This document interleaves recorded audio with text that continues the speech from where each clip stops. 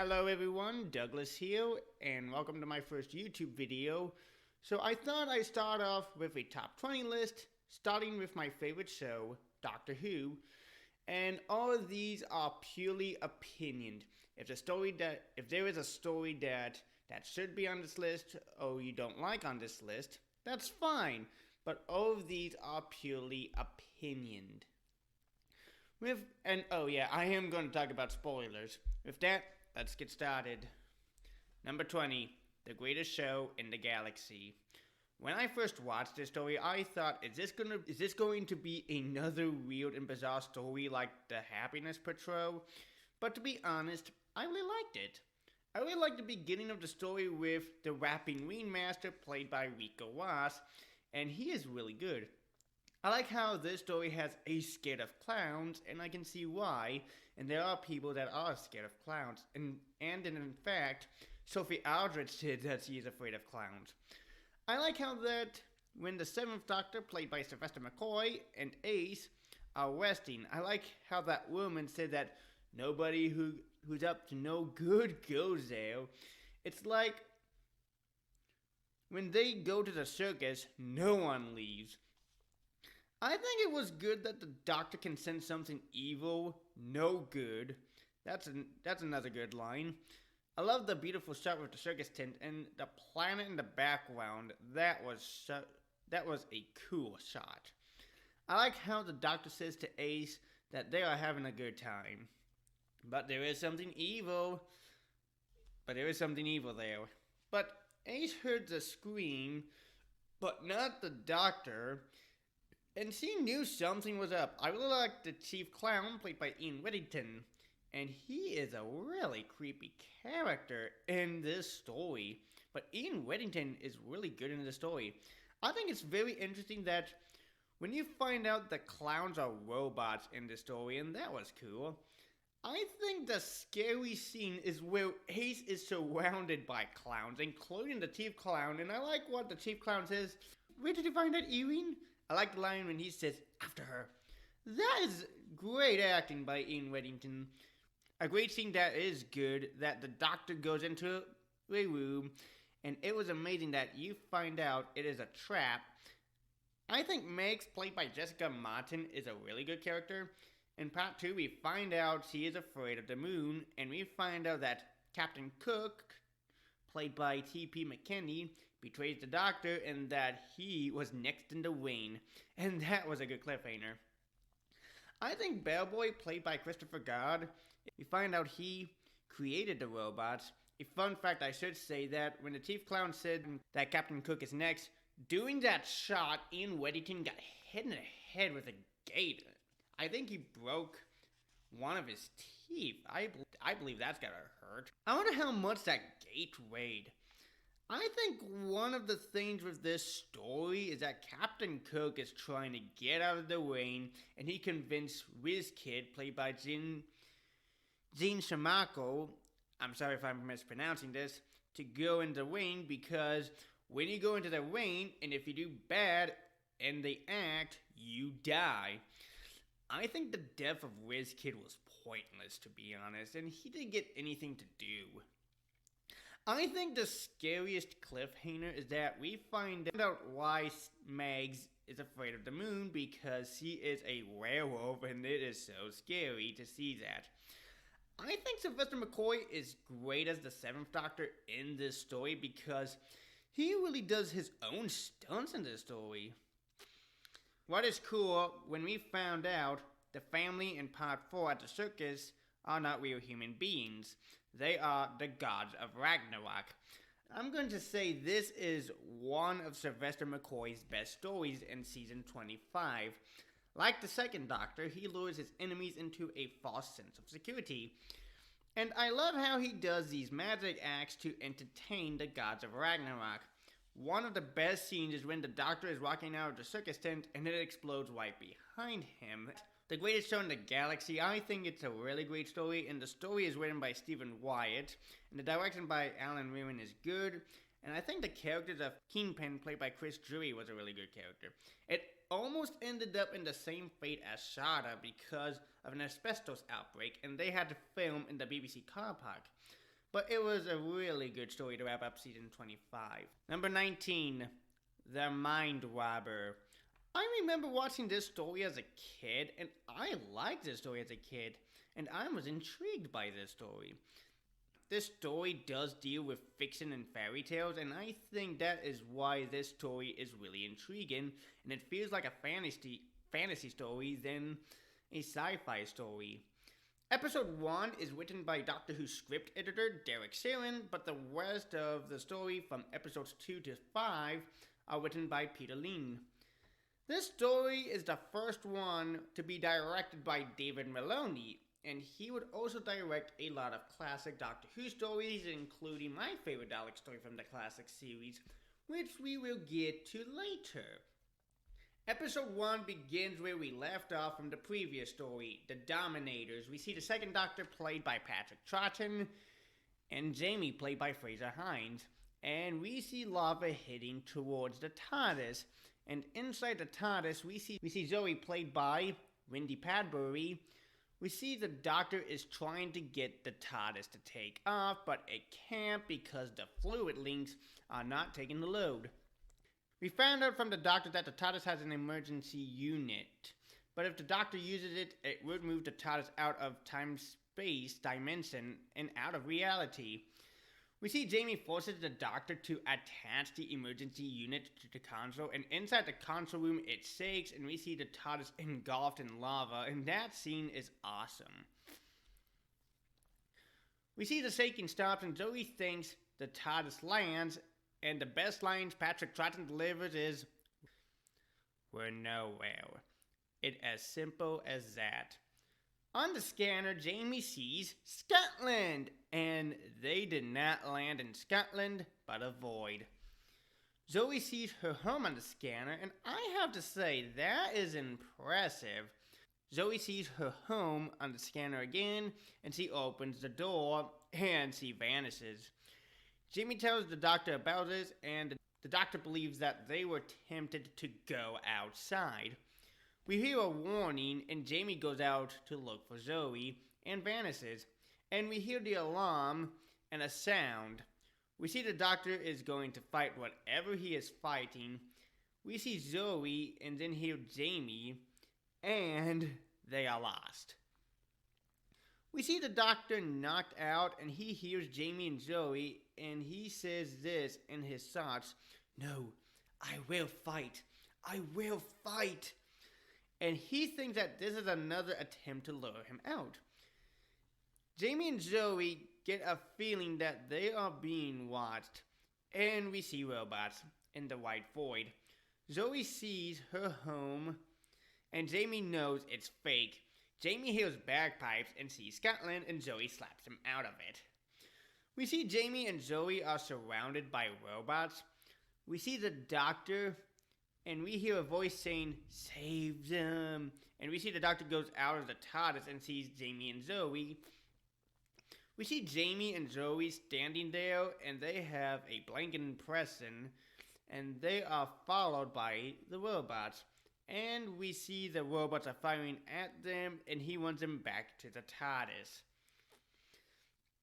We see them back in the TARDIS, and they take off, and something goes wrong, and the Doctor doesn't know where he is going to. We see Jamie is asleep, and we hear a horse, and Jamie was dreaming about a unicorn. We see the Doctor has a hand on his head, and he hears a sound, and that sound is alien, and all three of them can feel it. This is one of my favorite scenes. Outside in space, we see the TARDIS explodes, and we see Jamie and Zoe are hanging onto the TARDIS console, and Zoe sees the Doctor is knocked out, and he is floating, and we hear Zoe scream, and the TARDIS console is engulfed by the mist and vanishes. Wow. That is a great cliffhanger. Episode 1 is the prologue episode, and now let's get into the main adventure in episode 2. We see a shot of Wonderland, and that is the land of fiction. And we see Jamie, and he is looking for the Doctor and Zoe, and he hears Zoe, and we see a red coat. And the red coat shoots him, and he is frozen. We see Zoe, and she is looking for Jamie. And she is at some sort of castle, and she falls into a black void. We see that someone is watching. We see the doctor has regained his consciousness, and he hears Jamie and Zoe's voices. We hear some pounding noises, and the doctor sees what they are. The doctor sees Gulliver, played by Bernard Horsfall. We find out from Gulliver that the master has a wanted on the doctor. We see the doctor is surrounded by children, and one of them asks, "Why did the chicken cross the road?" We see one of the kids has a sword, and if you rearrange the words of sword, you get words. We see the sword changes into a dictionary, and that is a cool scene. The doctor finds Jamie, but he is frozen. We see Jamie's face is gone, and the doctor has to put his face back together, and he got his face wand, and playing Jamie is Hamish Wilson. And the reason why another actor is playing Jamie is because Fraser Hines has the chickenpox, but I gotta say, that is clever. We see the doctor and Jamie follow Joey's voice to a door. We find out that when is a door, not a door, but a job. And Zoe is in a life-size job. We see Jamie is climbing up a tree, and the trees are words. And that is very clever, a forest of words. We see the trio run into Gulliver, and we hear the pounding sounds. We find out that Gulliver can't see what the trio saw. We see that the trio are seeing soldiers, and I have to say, impressive. We see toy soldiers take the Dr. Jamie and Zoe into a dark room, and we see a unicorn, and the unicorn is going for the charge for the kill, and that is a great cliffhanger. In episode 3, we hear the Doctor, Jamie, and Zoe say it doesn't exist, and the unicorn is frozen. We find out that the Master has set a trap for them. Jamie sees a house and a red coat, and he is frozen again. The Doctor has to make his face again, and Fraser Hines is back. We see them go inside the house, and they can't leave the house. And the house is a maze. Inside the maze, the Doctor and Zoe encounter a Minotaur.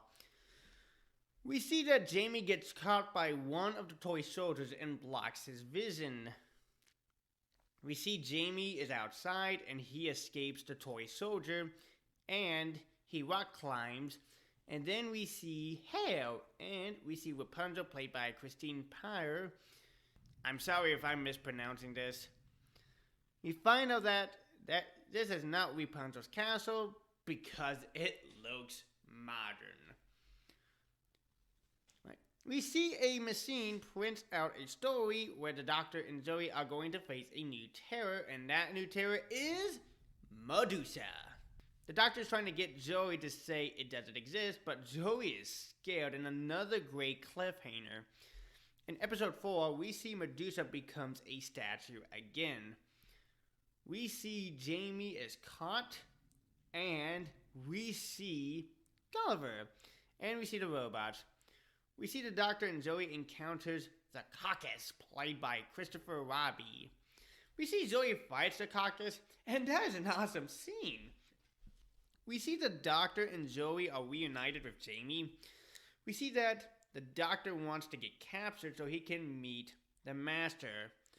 We see the Master, and to avoid confusing with the Doctor's enemy, the Master, I am going to call him the Master of the Land of Fixton.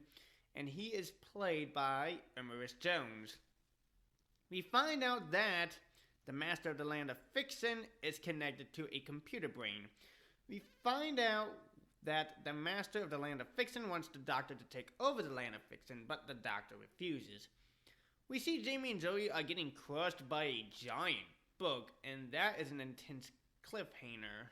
In episode 5, we find out that Jamie and Zoe are fictional characters now, but they can't be humans if the Doctor takes his place, and the Doctor still refuses. I like the line from the Master of the Land of Fiction when he says, "But we will play your game a little longer." We see that the Doctor is on top of the castle, and we see Jamie and Joey are still alive. We find out that Jamie and Joey are now fictional characters and keep saying the same lines. The Doctor sees a typewriter, and that is the master tape. We see the Doctor does writing, and he almost turned himself into fiction. A scene I like is when the Master of the Land of Fiction makes the Doctor look like a villain. Out of nowhere, we see the TARDIS. And all of a sudden, it is not the TARDIS, but a chamber for the Doctor, and he is trapped. We find out that the Doctor is connected to the computer. We find out that the plan is to control Earth, but they won't destroy the people, but adjust their minds to suit their purpose. Jamie and Joey are trying to get out of the book, and they are free. There is one scene I really enjoy when the Doctor and the Master of the Land of Fiction are having a battle with Fiction, and that is fantastic. We see Jamie and Joey had overloaded their brain, and the professor is free, and the right robots are destroying the place. We see the TARDIS comes back together, and that is the end. This story is a really fantastic story, and I love how the Dr. Jamie and Joey come face to face with fictional characters. We did get a sequel to this story in the Virgin New Adventures called Conundrum, including Big Finish as well. If you are wondering, why didn't Derek Sarin wrote the whole story, and why only episode 1? And here is why. The Dominators was a very bad and disappointing story, and it was cut from 6 episodes into 5 episodes, and Derek Sarin had to step up and write the prologue episode, and Derek Sarin did a great job with that. Patrick Troughton gives his best performance in this story, and that is the best I had ever seen. Hamish Wilson does a very great job as Jamie number 2, and I think I heard from my dad that Fraser Hines and Hamish Wilson are cousins. I look on Wiki and I can't find anything about that. The script by Peter Lane is very great, and very great imagination, and the direction by David Maloney is very great. Number 18, The Ark in Space. This story would kick off the best era of Doctor Who, the Golden Age. This story is the first to be produced by Philip Hinchcliffe, and fans say that Philip Hinchcliffe is the best Doctor Who producer, and I agree with that. And I will say the Philip Hinchcliffe era is my favorite era in the classic series, because we got gothic and hammer horror elements in the show. This story was originally written by John Louis Quixote, who wrote Marco Polo, The Aztecs, and the Massacre of St. Bartholomew's Eve. But the script was written by my favorite Doctor Who writer from the classic series, Robert Holmes. Yes! This is the first story he wrote as script editor, and he took care of this story really well, because in John Louis Quixote's original script, there were too many characters, full of plot holes, and the budget was too high. So he rewrote the story. In the beginning, we see the titles are in a brown color because I think the show was going for a dark tone. I like the beginning when we see a space station near the Earth, and then we get a shot from the alien's point of view, and you wonder, what is it going to do with the human? I also like we see the TARDIS lands on the space station, and it is pitch black, and that is perfect. This story is Tom Baker's first off-world adventure as the Fourth Doctor, along with Sarah Jane Smith, played by Elizabeth Sladen, and Harry Sullivan, played by Ian Marter. A scene I thought was good that we see Sarah Jane lying down and disappears, but we find out later what happened to her. I think a good scene is that we find out that the Doctor and Harry are not alone on the station. I think the sets in this story are really good, and we find out that the human race are in cryogenic suspension. We later find out that Sarah Jane was accidentally put in cryogenic suspension. At the end of part 1, we see the alien, and the alien the Doctor and his companions are up against are the Wirren. In part 2, we find out the Wirren Queen is already dead. We are introduced to one of the characters, Via, played by Wendy Williams. We are introduced to the leader of the station, Noah, played by Kenton Moore. And to be honest, I think this story has a biblical reference to this. And I think this story was based off of Noah's Ark from the Bible. We also find out that in the beginning of part 1, the human that disappeared was named Dune. And we find out later what happened to him. I think the scary scene is that when we see Noah in the solar stack room and the Wirren larvae just comes out of nowhere and then infects his hand. Another character we are introduced is Libri, played by Christopher Masters, and we find out he saw something. We find out that there is something wrong with Noah, and he is not being himself, and he says that he is Dune, and the Doctor can tell that something is wrong with Noah. Near the end, Noah shoots Libri, and the scary scene when we see Noah's hand and he is changing into a Wirren, and you can tell that his hand is wrapped in bubble wrap. In part 3, we find out that Noah is trying so hard to fight the Wirren infection, and he wants them to get to the Earth before the Wirren. One of the scariest scenes is that we see Noah's half of his body getting infected. We are introduced to Lysette, played by John Gregg, and Rogan, played by Richardson Morgan. A scary scene is when Lysette gets killed by the Wirren larvae. One of the greatest scenes is when the Doctor is accessing the memories of the Wirren Queen, and we find out that the Wirren Queen ate Dune. The scariest part of the end of part 3 is that the Doctor finds the Wirren eggs in the stack room, and we see Noah's transformation completely into a full Wirren, and that is really scary. In part 4, we find out that long ago, the Wirren fought the humans, and they destroyed their breeding colonies, and they are looking for a new habitat. I like how the Doctor is trying to get Noah to remember his human memories, but it doesn't work. I like Rogan's sacrifice. He punches the Doctor, and he gives up his life and saves the Ark.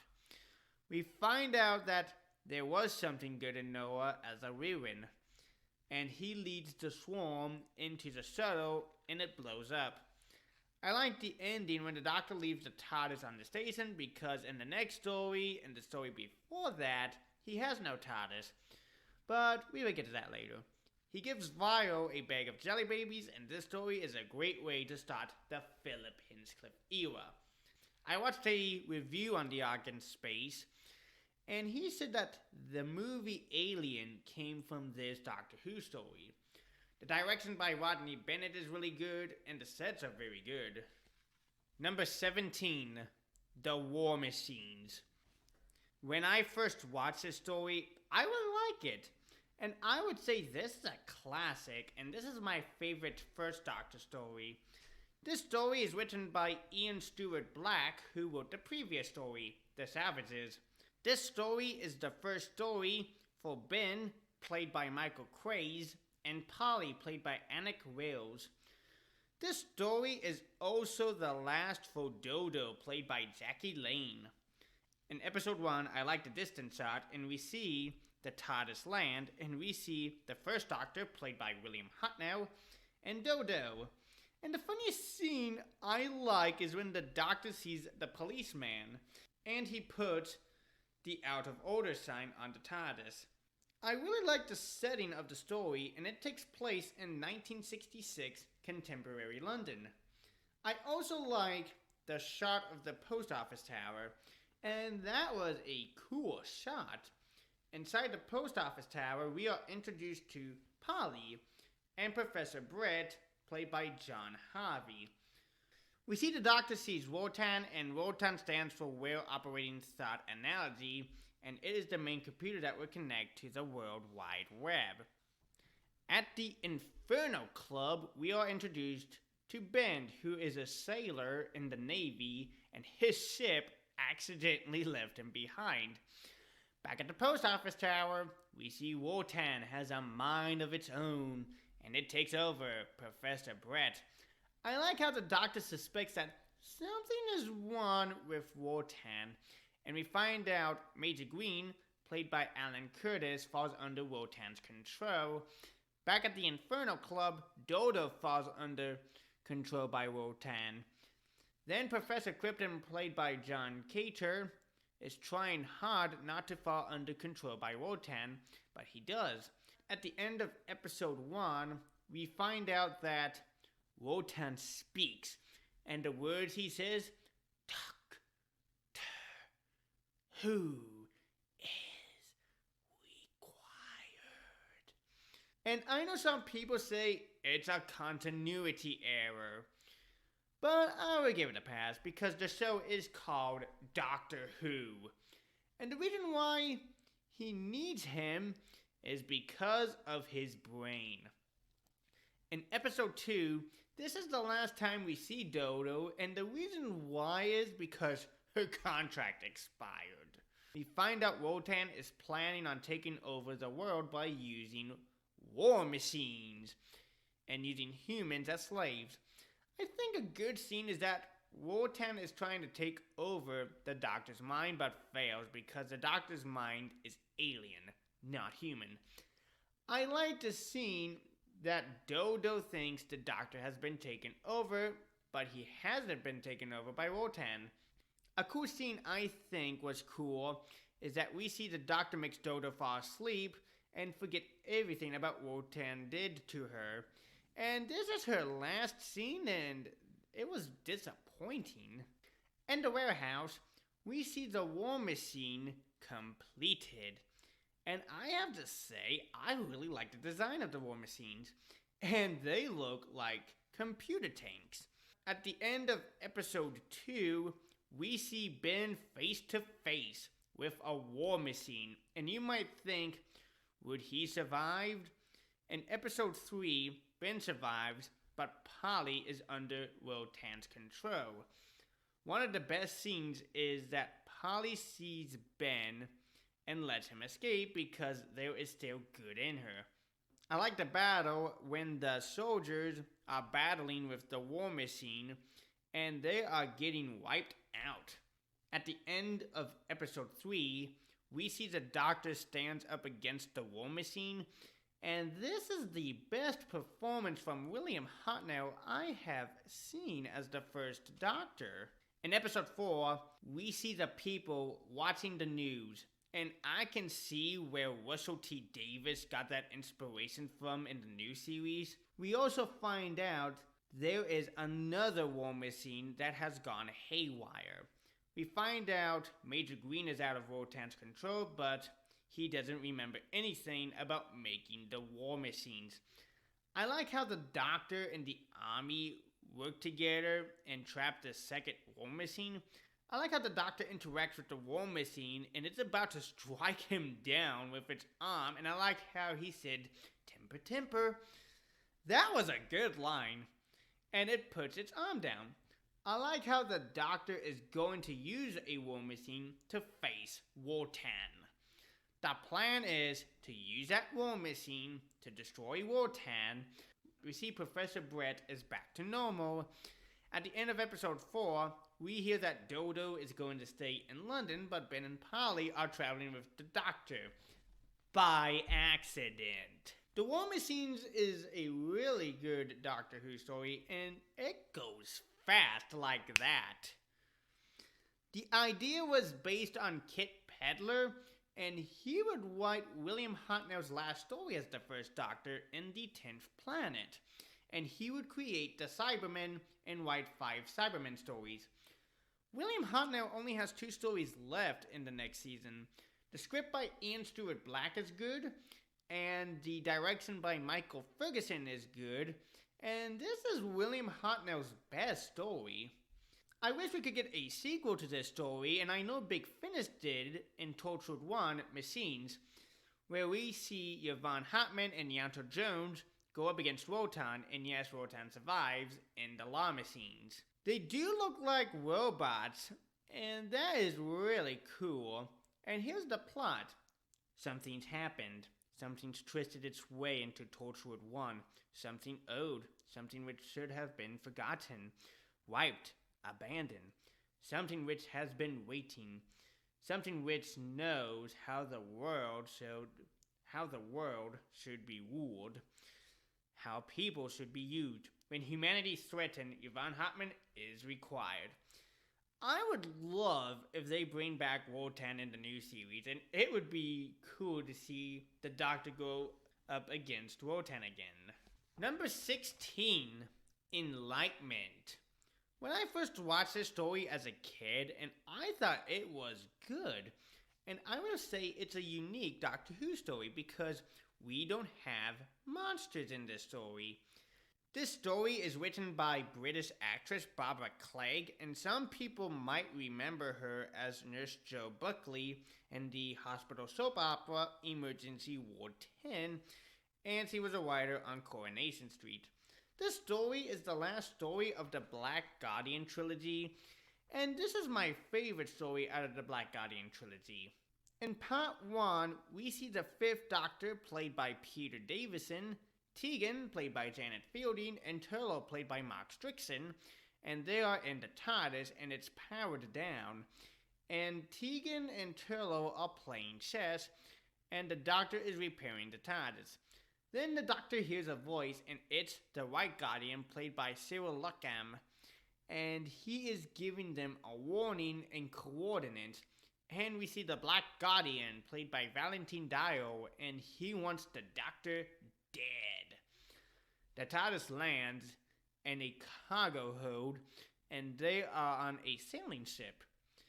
Then we find out that they are on board an Edwardian yacht.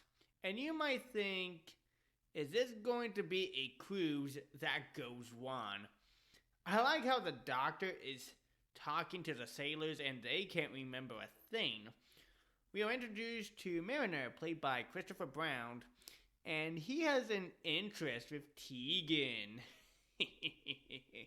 We find out that they are dealing with a yacht race, and we are introduced to Captain Stryker, played by Keith Barron. Part 1 had a great ending.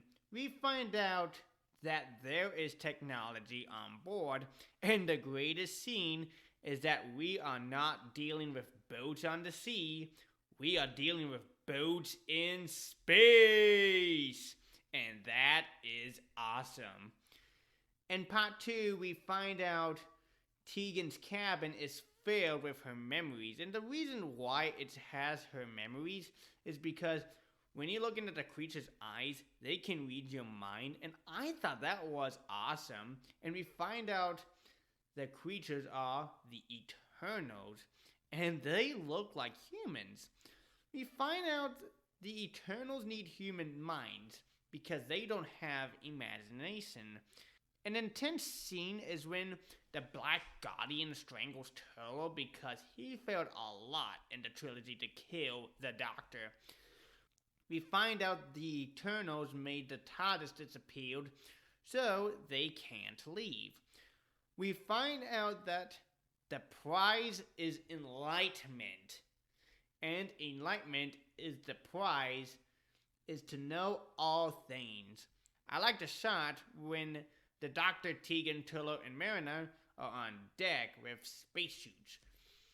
And you can see the other ships, and that was beautiful.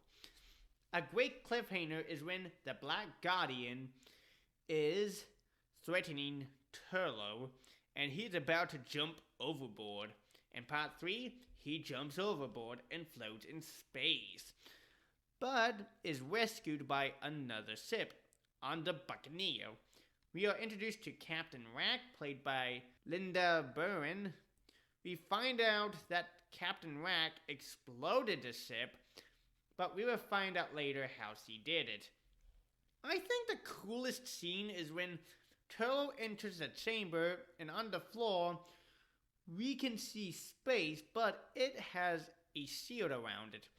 Max Drakson is good as Turlo in this story when he is accidentally locked in the chamber.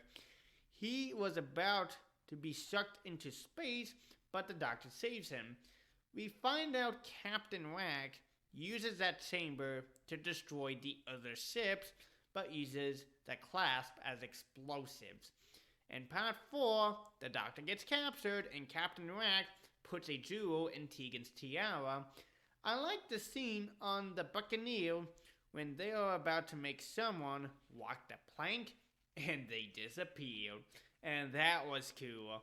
We see the Enlighteners, and that is a cool and beautiful shot, and it looks like an outer space city. We find out the jewel from Tegan's tiara is the explosive. I like the scene when we both see the white and black Guardians appear at the same time. And the greatest lines I heard from the white Guardian says, "Dark cannot exist without knowledge of light." And the black Guardian says, "No light without dark." We find out the Doctor brought the ship into harbor. We find out Turlo is offered Enlightenment, but he chooses the Doctor.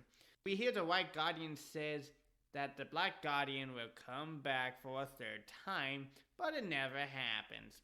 But I think they should bring back the black Guardian in the new series. If you are looking for a good Doctor Who story to relax to, or if you are a boat enthusiast, I would recommend this story. I have found some interesting facts about this story. Let me start with the White Guardian, played by Sarah Luckham, and that was the same actor that played the White Guardian from season 16 in the 4th Doctor story, The Rebus Operation. I almost didn't recognize him without the beard.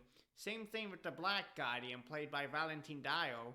He also appeared in the last story of the same season in the 4th Doctor story, The Armageddon Factor. This story was the last for Valentine Dio as the Black Guardian, because 2 years later after this story, he died. And also the last for Sarah Luckham as the White Guardian. I was doing research and I find out that the Eternals were based off of a wealthy group of Barbara Craig's family. The director, Fiona Cumming, had an idea of the Eternals not blinking, and I did not notice that till I watched it again for the first time. This story had great imagination, and I really like this story, and this story is something out of a dreamland. This is the first to be written and directed by women. The direction by Fiona Cumming is great, and the script by Barbara Craig is amazing. Number 15, Inferno. This story is the last for season 7 and the last for Caroline John as Liz Shaw. I remember when I first watched this story as a kid and I was blown away, and it is a fantastic 3rd Doctor story. Season 7 only has 4 stories, but this story is a great way to wrap up season 7.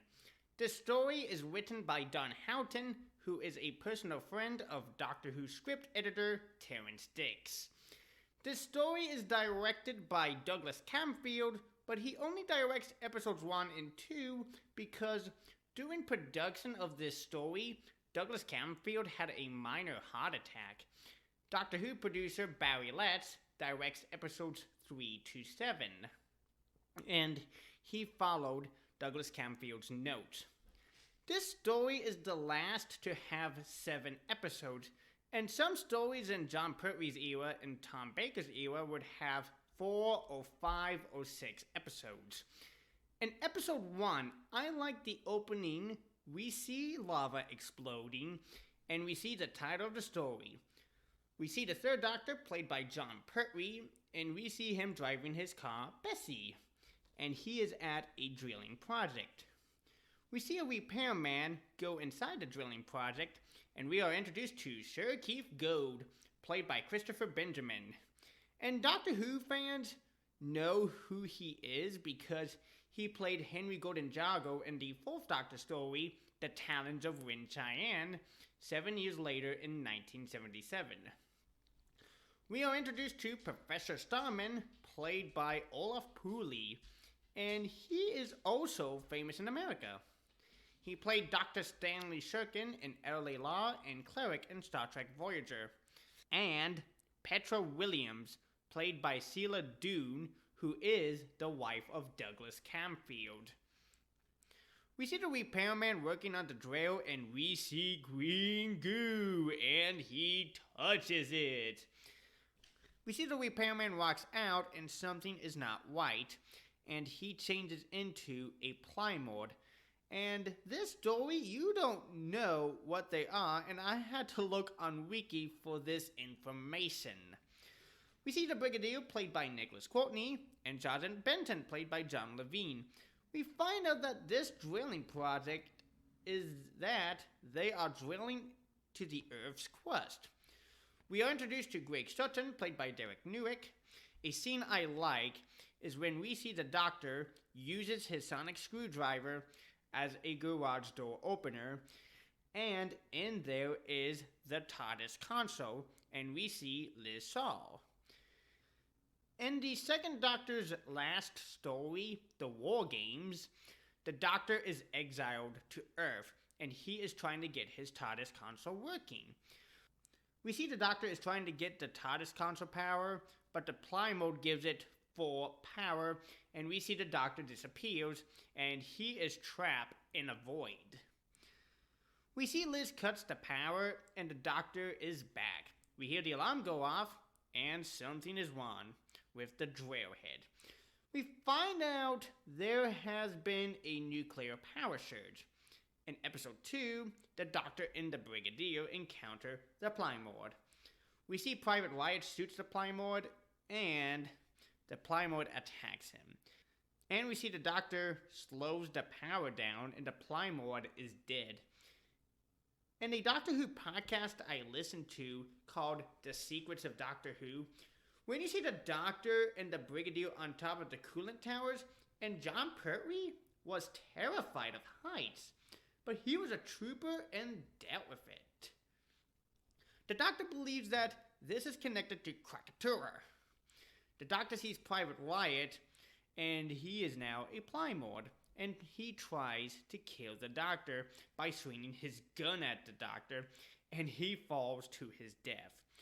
We see the technician, and he is also a Plymord. We see the green goo in a jar, and Professor Starman is an idiot.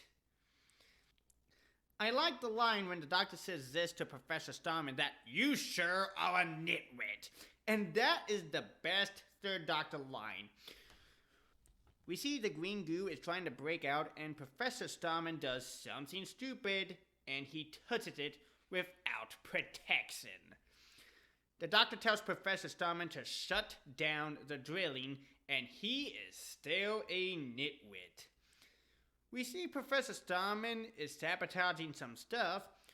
We see the Doctor busted him, and we see him use his Kung Fu skills, also known as Venusian Karate. We find out that the Doctor sent Liz on a wild goose chase, and we see the Doctor and Bessie disappear again, and that is a great cliffhanger. In episode 3, we find out that the Doctor is back in the garage, but something is different.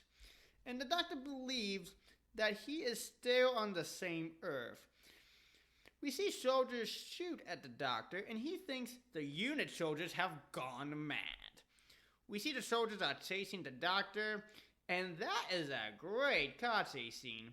We see the Doctor encounters another Plymord, and the Doctor uses a fire extinguisher to fight off the Plymord. We see another Plymord, and he is fighting it off, and the soldiers thought that was the Doctor. And they shoot the Plymord, and that is the biggest fall in Doctor Who history. The Doctor sees Liz, and you can tell that is not the Liz we know because the Doctor is in a parallel universe, and we see that Liz is now section leader Elizabeth Shaw.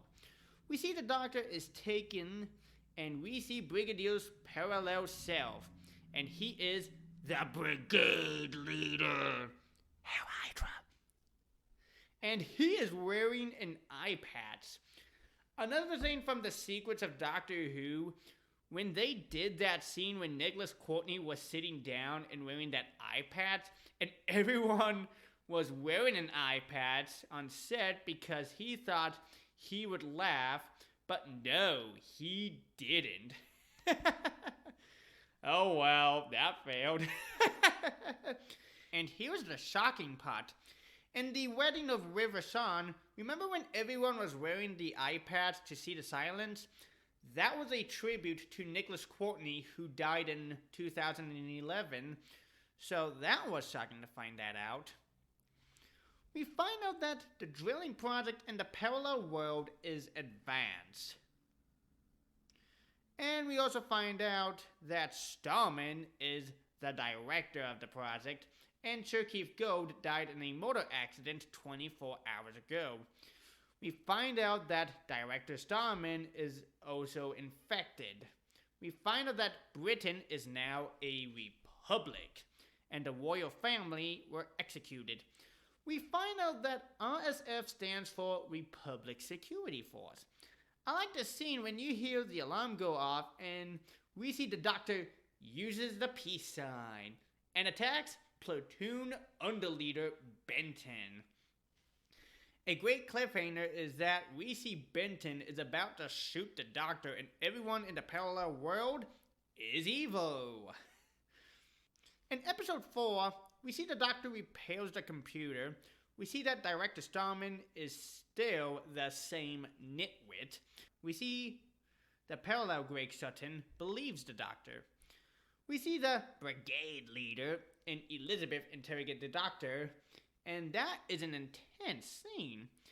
We see that the Brigade Leader and Elizabeth don't believe the Doctor's story. We find out that the cellmate next to the Doctor's cell is a Plymord.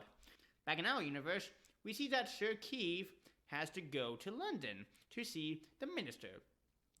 And he felt that something is wrong with this project.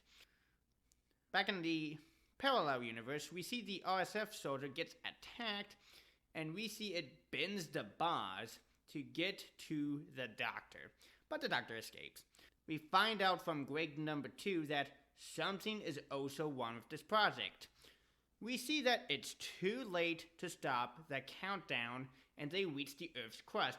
And the best line from John Pertwee when he says, "That's the sound of the planet screaming out its rage!"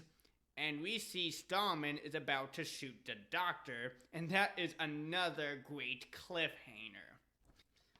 In episode 5, we see the apocalypse is happening now. We see the nuclear reactor is starting to explode. We see Director Starman knocks the Doctor out, but Greg number 2 saves him. We find out from the Doctor that he can't save this parallel world, but he can save our world. And that is interesting, but dark. We see the Doctor give both the Brigade Leader and Elizabeth a demonstration of the TARDIS console, but he drained the energy completely. We see Dr. Williams hears a voice, and it's Director Starman, but he is now a Plymord, and there is more Plymords, and that is disturbing. Back in our universe, we see Sir Keith Gold is on his way to London, but his driver is distracting him, and we see the accident. Back in the parallel universe, the Doctor has a plan, and that is the end of episode 5. In episode 6, we see the Brigade Leader, Elizabeth, and Dr. Williams outside, and it is very bright. And that was well done. Back in our universe, we see Greg number 1. He is looking for the Doctor, and the Brigadier is looking for Sir Keith Gold. Back in the parallel universe, we find out that there is no power from the reactor. We find out that Dr. Williams got the power working, and we see the brigade leader is forcing the doctor to take him, but he can't because that would be a paradox. And we see Elizabeth shoot the brigade leader, and we see the end of the world. And the doctor can't leave, and we see the lava engulfing the earth, and another great cliffhanger. In episode 7, we see the doctor escapes the apocalypse, and he is back in our universe. We find out that Sir Keith is still alive. We see the doctor is trying to stop the drilling, but fails. We see Professor Starman starts changing into a Plymord. We see the drilling project is shut down, and the doctor saves the earth from becoming an apocalypse. We see the doctor leaves Liz and the brigadier, and he calls the brigadier a pompous, self-opinionated idiot. And we see the doctor again, and he lands in the rubbish tip. And the line I like when the brigadier says, pompous, self-opinionated idiot, and the doctor says, well, we don't want to bear a grudge for a few hasty words, do we? And that was so funny. And we see the last scene of Liz, and we see her laughing. This story is my favorite Third Doctor story, and I think this is the best one out of his era. Here are the 2 reasons why Caroline John left. 1, I think it was after the Ambassadors of Death. She found out she was pregnant. And 2, Doctor Who producer Barry Letts wanted a Doctor Who companion that was less intelligent and asking the Doctor questions. Doctor, what's this? Doctor, what's that? I like Liz as a companion, and she is a good equal to the Doctor. I like the Plymouth, and they look like werewolves. And I thought they were werewolves when I first watched this story as a kid. This story is based off of a real drilling project, Project Mahoo, where they were drilling to the Earth's crust.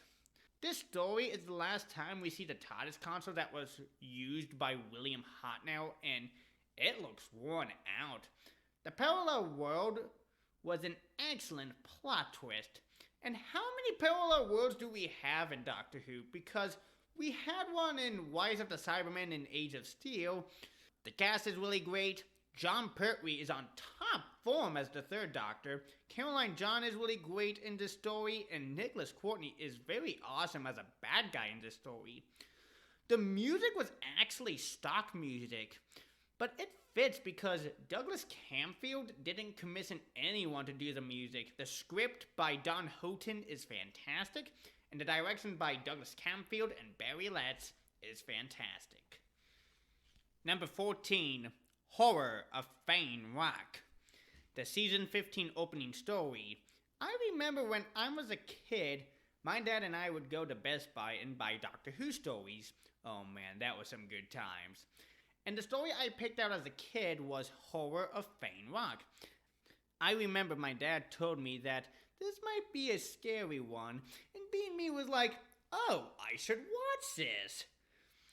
I actually like the setting of the story, and it takes place in a Victorian lighthouse, which I think is an interesting setting for a Doctor Who story. There was another story that was supposed to be the season 15 opener, but it got cancelled. But don't worry, we will get to that later, because that story is also on my list. This story does feel like a Philip Hinchcliffe story, and you might think, oh, it must be produced by Philip Hinchcliffe, right? Ha ha! Wrong! This story is the first one to be produced by Graham Williams, and you might think, what happened to Philip Hinchcliffe? This is what happened. The BBC told Philip Hinchcliffe to move on because the BBC were getting tired of Mary Whitehouse complaining about the show. And that is a shame because Philip Hinchcliffe is the best producer in Doctor Who. The story is written by Terrence Dix, and before we dive into this story, I got to tell you a funny story. I heard some people say that Robert Holmes got his revenge on Terrence Dix because when Terrence Dix was script editor, he commissioned Robert Holmes to write The Time Warrior, and Terrence wanted the story to be set in the medieval times, and Robert Holmes knew nothing about the medieval times, and he had to do research on medieval times. When Robert Holmes was script editor, and he commissioned Terrence to write this story, and he wanted the story to be set in a lighthouse, and Terrence knew nothing about lighthouses, and he had to do research on lighthouses, and that is so funny. What goes around comes around. In part 1, I like the shot when we see the lighthouse and it is nighttime, and we see a pink light and it crashes into the sea. We are introduced to the lighthouse crew: Vince, played by John Abbott, Reuben, played by Colin Douglas, and Ben, played by Ralph Watson. And Vince saw the light that crashed into the sea. We find out that the pink light is a spaceship. And I like the shot from the alien's point of view, and it sees the lighthouse, and I actually like its point of view. In the middle, it's black and white, and around is like a kaleidoscope. We find out from Vince that there is a fog coming, and it came out of nowhere. We see the TARDIS lands, and the temperature drops unexpectedly. We see the light at the lighthouse goes out, and we see the Fourth Doctor, played by Tom Baker, and Leela, played by Louise Jameson, and they are trying to get to Brighton. We find out that the electricity is working, but it's not getting into the light. And we see a door open, and we hear crackling, and we see a green glow. I like how Leela can sense something is wrong, but the Doctor doesn't realize it yet.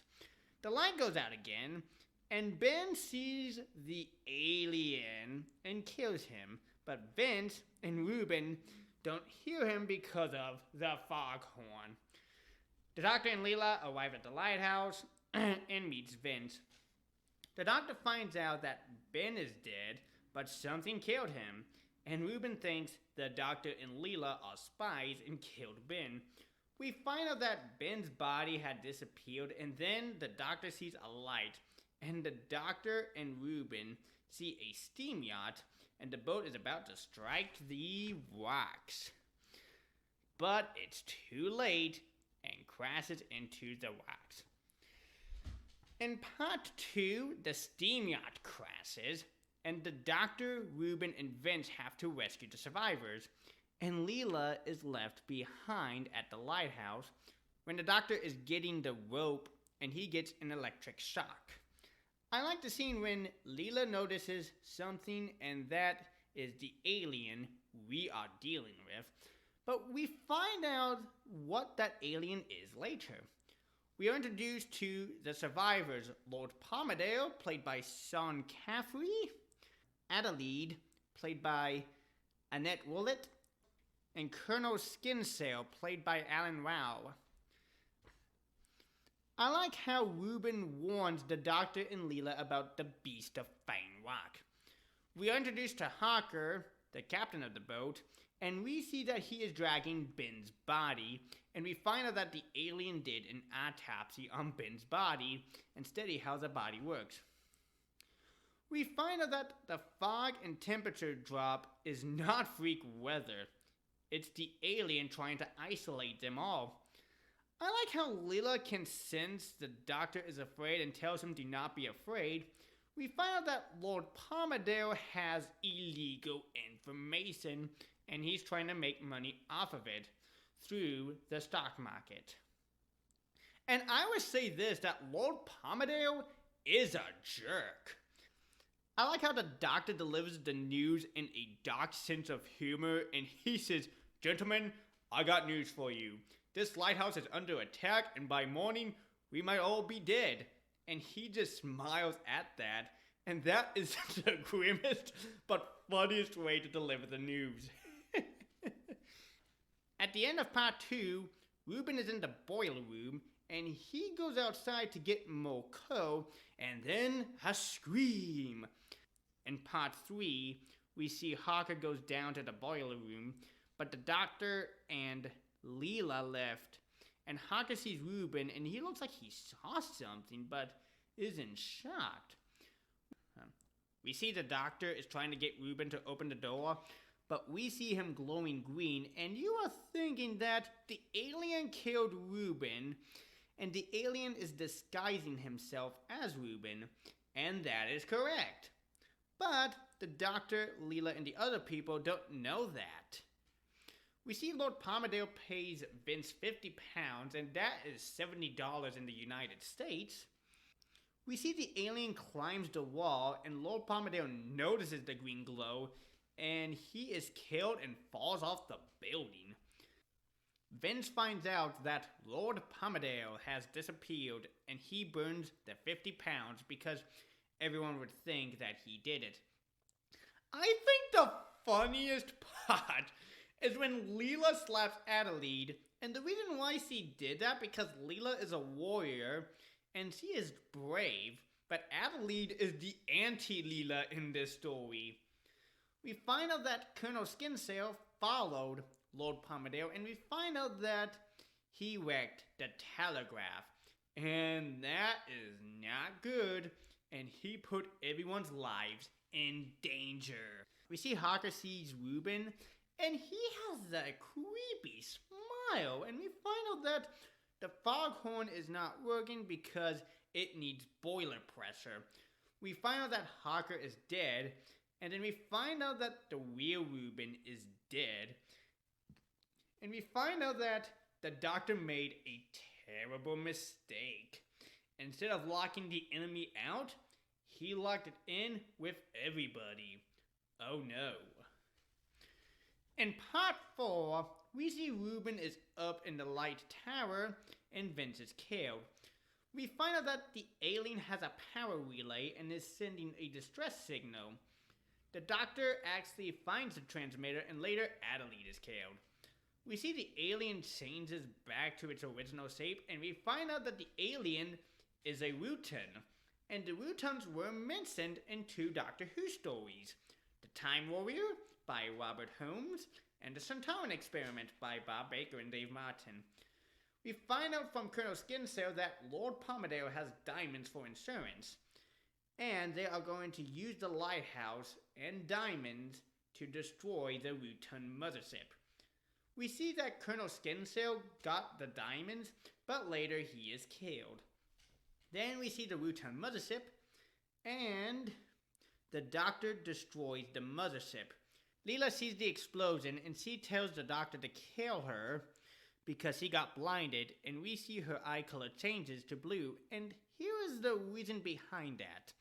When Louise Jameson was cast as Leela, she had to wear brown contact lenses, and she said she would do another season if she doesn't wear the contact lenses because it hurts her eyes.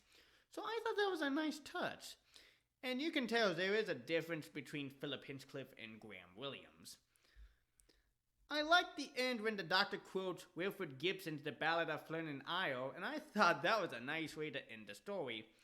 I know there are fans that like this story and some fans that don't like this story, but I like this story. And I know some fans that don't like this story because everybody dies in this story. When I first watched this story as a kid, I was not scared of this story. This story does have a claustrophobic feel, and I have to say the sets in the story were really good and looked like the real lighthouse. The cast were really good in this story, including Tom Baker and Louise Jameson. The music by Dudley Simpson is good and eerie. The script by Terrence Dix is good, and the direction by Patty Russo is good. Number 13, Vengeance on Vowels. Season 22 of Doctor Who is a violent season, and this season is really criticized for being violent. This story is based off of Video Nasties. Yes, I'm pointing at you, Mary Whitehouse. And I'm going to say Colin Baker scores his first classic out of this story. When I first watched this story as a kid, I didn't care much about it because it was violent. But when I watched this story on BritBox for the first time, wow, I really like it.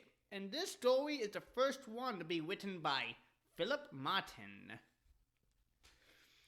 In part 1, we are on the planet Vowels. And we see a man getting tortured, and that is Jordaner. played by Jason Connery, who is the son of James Bond actor Sean Connery. And we see a married couple, and their names are Ita, played by Sheila Reed, and he would come back in the new series and play Clara's grandmother, and Akka, played by Stephen Yardley. And they are watching Jordana getting tortured as entertainment. We are in the TARDIS, and we see the Sixth Doctor and Perry, played by Nicola Bryant. And the Doctor is finishing repairs to the TARDIS.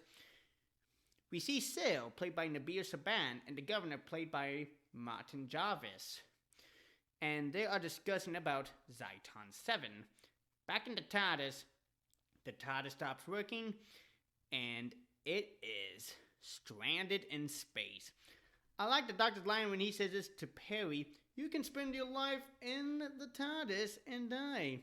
And for me, I will keep on regenerating until all my lives are spared." We find out that Sale's plan is to replace the Governor. We see the Governor broadcast to his people and vote, and it's a vote of no, and we see the Governor gets tortured but survives.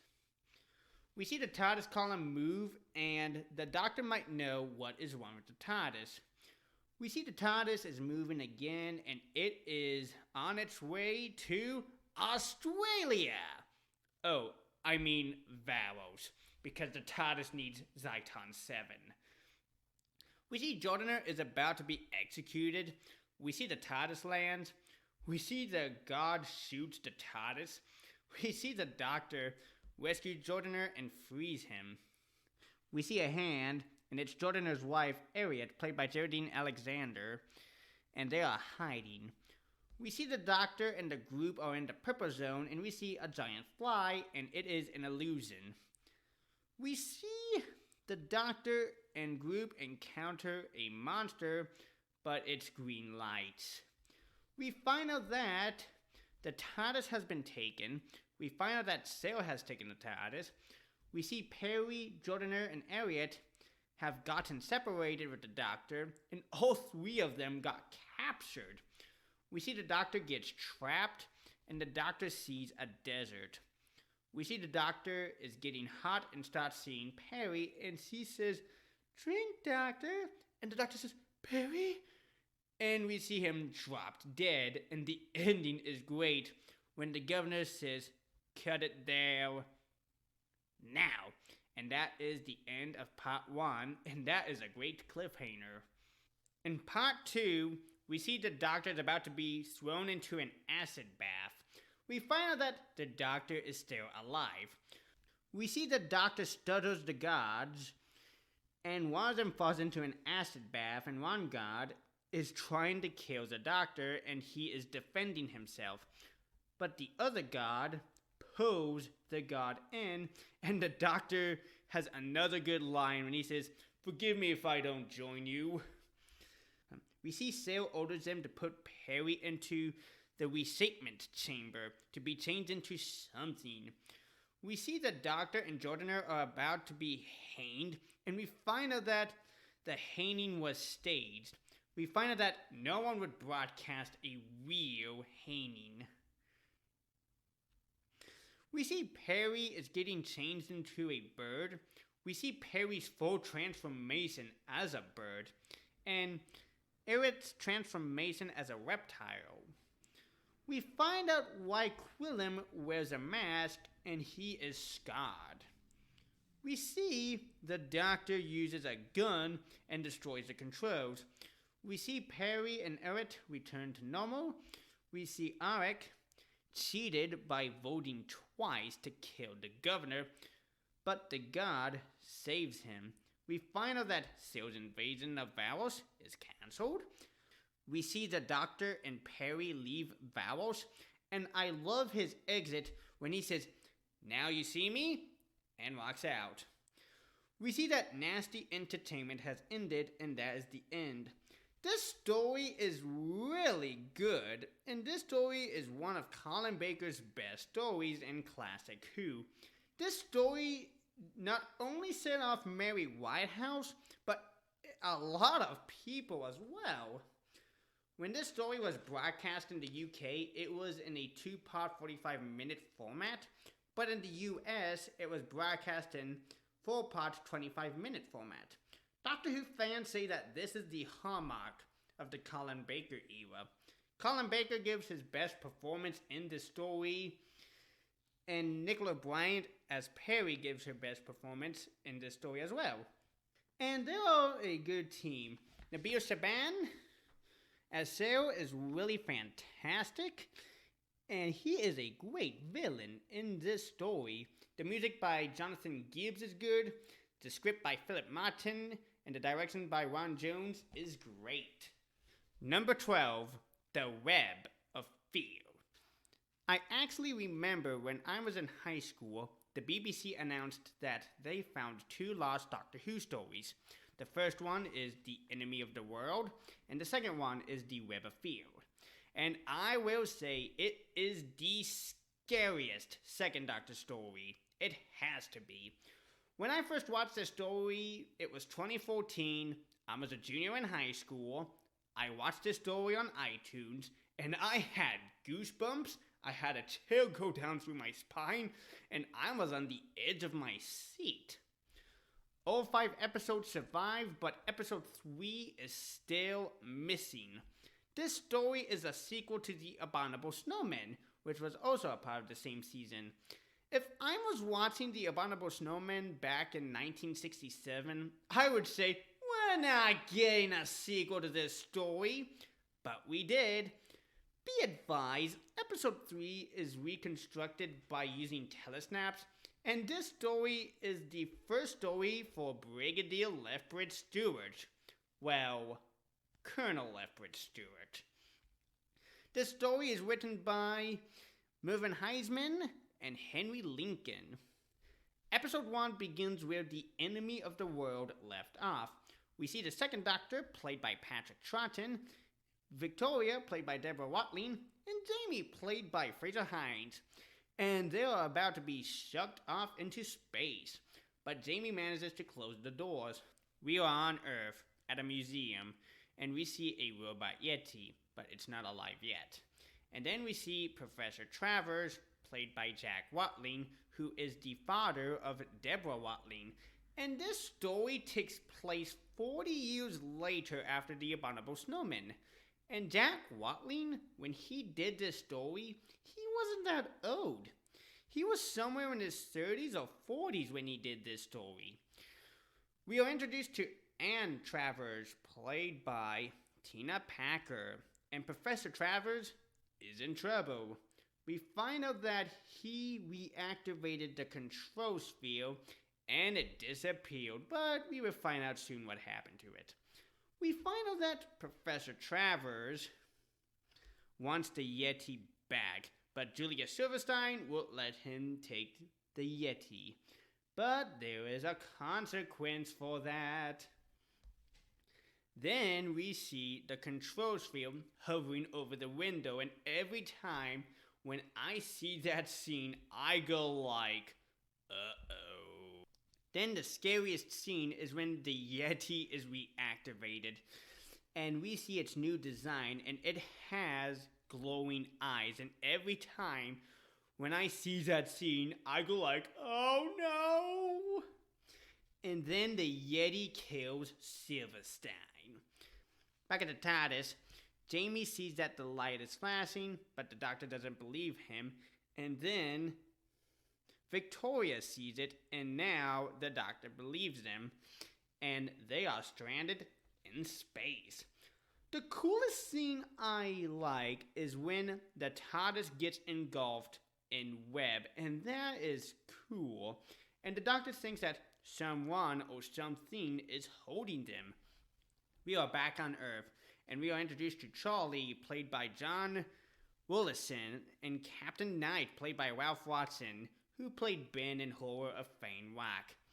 And Charlie is giving Captain Knight an interview. We see the TARDIS land, and they eluded their captor, and they land in a tunnel. We find out that they landed in the London Underground, and it's abandoned. the Doctor sees a power cable, and the trio sees the soldiers laying down the power cables, and the Doctor decides to see where that cable goes, whilst Jamie and Victoria follows the soldiers.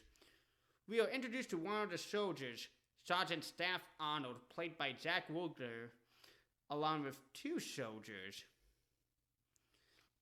Jamie and Victoria get busted by the soldiers, whilst the Doctor finds explosives until he hears a familiar beeping noise, and it's the Yeti. And he hides under the platform. The Doctor is still under the platform, and he hears another beeping, and it's another Yeti with a web gun. And the Yeti uses the web gun to cover the explosives. I like Anne Travis's line when she said, "When I was a little girl, I thought I'd like to be a scientist, so I became a scientist." We see the Yeti leave, and we see the army detonate the explosives, and the web glows, and that is the end of episode 1. In episode 2, the Doctor is not in it because Patrick Troughton went on vacation. I like the scene when Victoria recognizes Professor Travers, and she knows who it is. In the underground, we see the soldiers fighting the Yeti in the underground, but nothing is stopping them. We see the Yeti are covering the explosives, and then Captain Knight uses his gun to shoot the explosives, but the web glows, and they are trapped. I like the scene when Victoria overhears Professor Travers and Anne's conversation, and Anne thinks that the Doctor is behind this. We see Jamie and the soldiers are surrounded by Yetis, and they leave, which is very strange. We find out that Victoria is in the underground by herself, and she is looking for the Doctor and Jamie. In the underground, Jamie and the soldiers hear singing, and we are introduced to Evans, played by Derek Pullitt, and we find out that the fungus is moving, and the Yeti has a pyramid, and that is the Great Intelligence's power source, and Jamie says if we destroy it, we can put it out of action. We see Victoria wandering in the tunnel, but someone is watching her. We see Jamie and Evans are at Monument Station, and they are surrounded by the fungus, and that is the end of episode 2. In episode 3, bear with me, I'm gonna try my best here. Jamie and Evans are trapped by the fungus, and Jamie sees the pyramid, and Evans tries to shoot it, but succeeds, and it explodes, but nothing happens. Victoria finds the Doctor, and we are introduced to Colonel Lethbridge Stewart, played by Nicholas Courtney. We find out that the circle line is gone by the fungus. We see a hand, and we find out that someone is working for the Great Intelligence. We find out that they were 3 model Yetis, and someone is using it as a homing device. We see the Yeti arrives at the fortress, and they are going to cover the explosives with the web so it can't be used. We find out that the fungus is in the explosive store. Victoria tells Charlie about the TARDIS and goes after the TARDIS. At the end of episode 3, Professor Travers sees Wims dead, and then the model Yeti, and then the Yeti. In episode 4, we see the Yeti knocked out Professor Travers and then Anne, and the Yeti takes Professor Travers because the Great Intelligence needs him for something. We find out that they are cut off from the TARDIS, and they might think that Charlie is dead or alive. I like the Doctor's suspicion of someone working with the Intelligence. In this story, the second Doctor is a dark Doctor in this story. I like how Captain Knight thinks that the Doctor's story is false. In the underground, Staff Arnold, Corporal Lane, and Evans are going to rescue the TARDIS, and the scene I find disturbing is that they are going through the fungus, and then we find out that Corporal Lane is dead, but Staff Arnold disappeared. Above ground, Lethbridge Steward and the army encounters the Yetis in battle, and the Battle of Covent Garden is great. We see two Yetis, and they killed Captain Knight, and they're about to kill the Doctor but leave, and we find one of the missing Yeti models. We find out that the Battle of Covent Garden is lost, and the army is wiped out, and Lethbridge Steward is the only survivor. At the end of episode 4, we hear a beeping noise, and we find out that a Yeti model is in Lethbridge Steward's pocket, until we see two Yetis, and behind them is Professor Travers. In episode 5, we find out that the Great Intelligence is using Professor Travers' voice, and we find what his plan is. We find out that he doesn't want revenge. He wants to drain the knowledge from the Doctor's mind. We see Professor Travers drags Victoria, and then Victoria leaves her necklace behind so she can let her friends know which path she is at. The Doctor and Anne got the control sphere working again. We see Professor Travers is out of his state, and him and Victoria try to escape, but fail and got caught. We find out that Staff Arnold survived, but you might be wondering, how did he survive? Well, we are going to find that out later in episode 6. So, the plan is they are going to get a Yeti and put their own control sphere inside it. At the end of episode 5, we see the fungus takes over the fortress. In episode 6, we see Evans abandon Staff Arnold. We find out that someone is watching Victoria and Professor Travers. And we see the machine that the Great Intelligence is going to use on the Doctor. I like how Professor Travers admits that all of this was his fault. We find out that Charlie survived. We find out that Jamie has been hiding, and then we see the Doctor and another Yeti has a helmet, but jams them. We see the Doctor working on the helmet. We see Jamie is trying to call the Doctor's Yeti, and he sees the Yeti, but it doesn't obey Jamie until he is caught. We find out who is working with the Great Intelligence, and then we see Charlie, and they think he is the Intelligence, but he's not. We find out that Arnold has been working for the Intelligence, and he didn't survive. The Intelligence is using his body. I was shocked when I first found that out. I didn't expect that to happen. Jamie orders the Doctor's Yeti to attack. We find out that everything didn't go according to plan. We find out that the Doctor crossed wires and that he was going to drain the Intelligence, but they cut off his connection to Earth. This story is the scariest second Doctor story I had ever watched. Patrick Troughton is great in this story. The music is absolute bone-chilling. And to be honest, this story has a Twilight Zone feel to this story. That is not a Doctor Who story. That is a Twilight Zone story disguised as a Doctor Who story. The Yetis were supposed to get a third story, and it would have focused on Jamie, and he would have returned to Scotland. But the writers Melvin Heisman and Henry Lincoln had a falling out with the showrunners over the Dominators, and that would be an awesome story to see. The Robot Yeti's new design is scary, and to be honest, I was wondering what color were their eyes, because if it was in color, I think it would be cool if they were red. And that would be scary, and they did that in the Doctor Who spin-off Downtime, written by Mark Platt.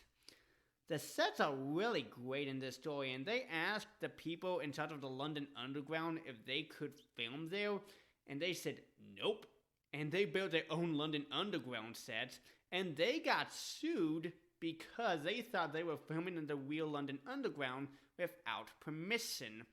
Patrick Troughton gives a great and dark performance in this story. The script by Melvin Heisman and Henry Lincoln is scary and great. The direction by Douglas Camfield is really great, and I'm glad this story was recovered. And 5 out of the 6 episodes survive, and it is a scary classic.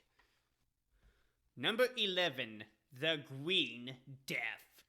I remember this was another story I picked out as a kid, and I was like, I never saw this story before, and I watched it. This story has multiple plot lines, and yet it works, so I might be everywhere in this story. This story is the last story in Season 10, and this story is the last for Katie Manning as Jo Grant. This story is written by Robert Sloman, but however, it is written by Robert Sloman and Doctor Who producer Barry Letts. Episode 1, we are in a mine in Wales, and we see a man walking, and he looks exhausted. Then we are at Global Chemicals, and we are introduced to Stevens, played by Jerome Williams. And there is a group of people there. We see the worker's hand is glowing green. Outside, we are introduced to Professor Cliff Jones, played by Stuart Belvin, who is Katie Manning's boyfriend at this time. We hear a whistle blow, and the worker is dead, and he is green everywhere. And that is disturbing. At Unit HQ, we see Jo Grant and the third Doctor, played by John Pertwee, and the Doctor is planning on going to Metebelis 3. We find out that Jo is planning on going to Llanfairpwllgwyngyllgogerychwraig in South Wales. I love that line when the Doctor and Jo say together, "You never listen to a word I say." I love another line when the Doctor says, "No, no, no," and Brigadier Lethbridge Stewart, played by Nicholas Courtney, and he said, "But Doctor, it's exactly your cup of tea. This fellow's bright green apparently and dead."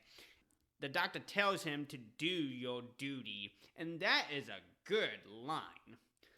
I love how Jo says, "Can't you see the harm Global Chemicals is doing?"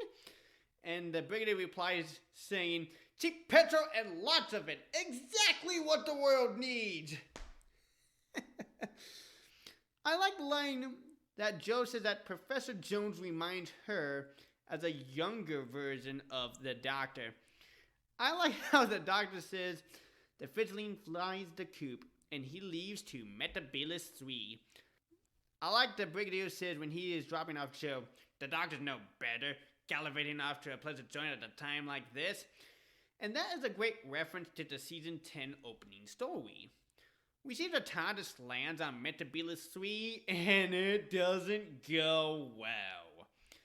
I like the line when Stevens says, if he ever does arrive, and we see the Doctor running back to the TARDIS, and he gets out of Metebelis 3.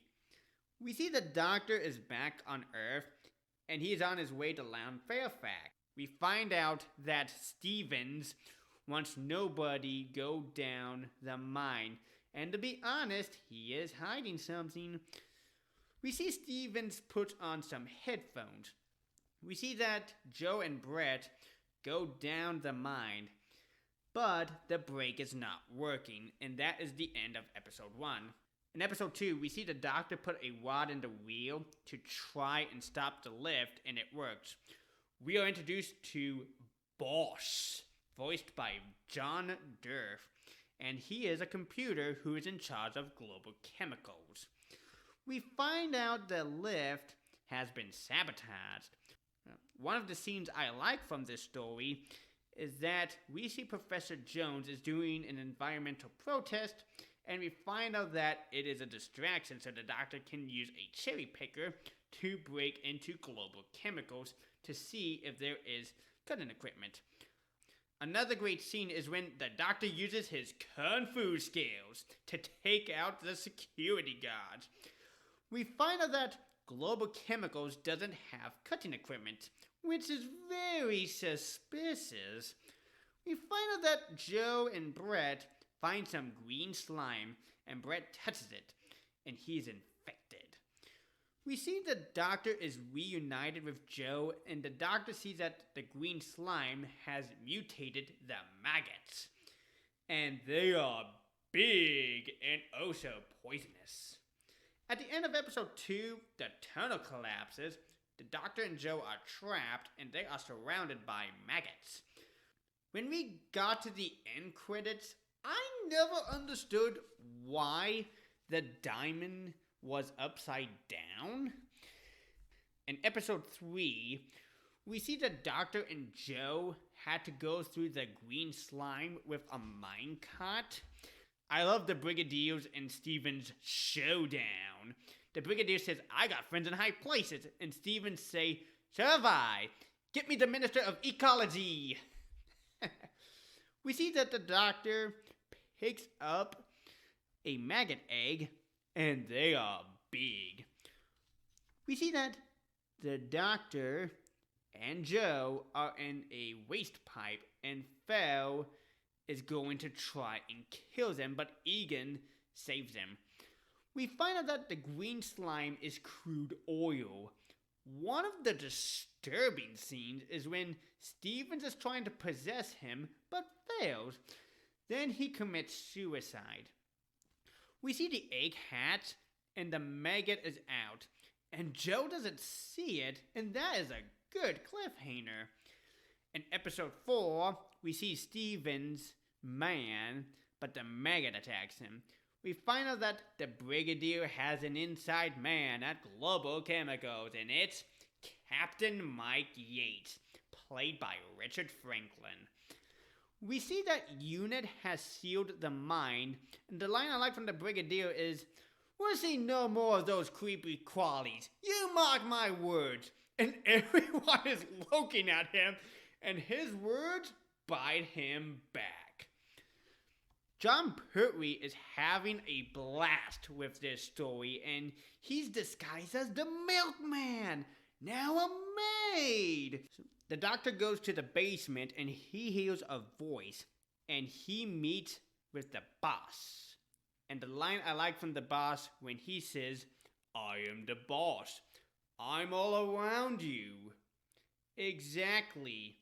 I am the computer. Great end to episode 4. In episode 5, we find out that BOSS stands for Biomorphic Organization Systems Supervisor. And we find out that BOSS is linked to Steven's brain. We see Joe and Professor Jones enter a cave, and they don't know a maggot is in there with them, and then Professor Jones saves Joe. We see the boss tries to process the Doctor, but it doesn't work. We see that Joe is trying to fix a communicator, but she is surrounded by maggots, and Professor Jones is unconscious. We see that Joe succeeds in calling for help, and she is rescued by the Doctor. We find out that Professor Jones is infected in the neck. We find out that Yates escaped, but is processed. And the Doctor uses his crystal he got from Metebelis 3, and the Doctor breaks the process. We find out that Joe has feelings for Professor Jones. So we are going to find out that Boss is going to take over the world. And that is the end of episode 5. In episode 6, we find out that one of the maggots transformed into a fly, and that is really bad. We see a maggot, and it's dead, and the reason why it's dead, because of the fungus. We see the Doctor and Sergeant Benton start feeding the maggots with the fungus, and the funniest line from Sergeant Benton is when he says, "Kitty, kitty, kitty, come and get your lovely ding-dongs." That is something the 4th Doctor would say. Then we see the giant fly, and holy cow, it's terrifying. When I saw that fly, it gave me nightmares. So, we see the fly starts attacking the Doctor and Sergeant Benton, but the Doctor stops the fly with his coat. We find out that the fungus is the cure for Professor Jones. We see the Doctor is back at Global Chemicals, and the Doctor is trying to break his connection with the boss, and it works. We see Steven sacrifice his life, and Global Chemicals is destroyed. Back at the house, Professor Jones is better, and Joe decides to stay here with Professor Jones. And Professor Jones decides to marry Joe, and she says goodbye to the Doctor. And we see the Doctor driving off into the sunset, and that is a beautiful ending to a story. Season 10 is my favorite season out of John Pertwee's era, and we got a lot of good stories out of that season. Katie Manning did reprise her role as Jo Grant in the Doctor Who spin-off I watched, which was called The Sarah Jane Adventures.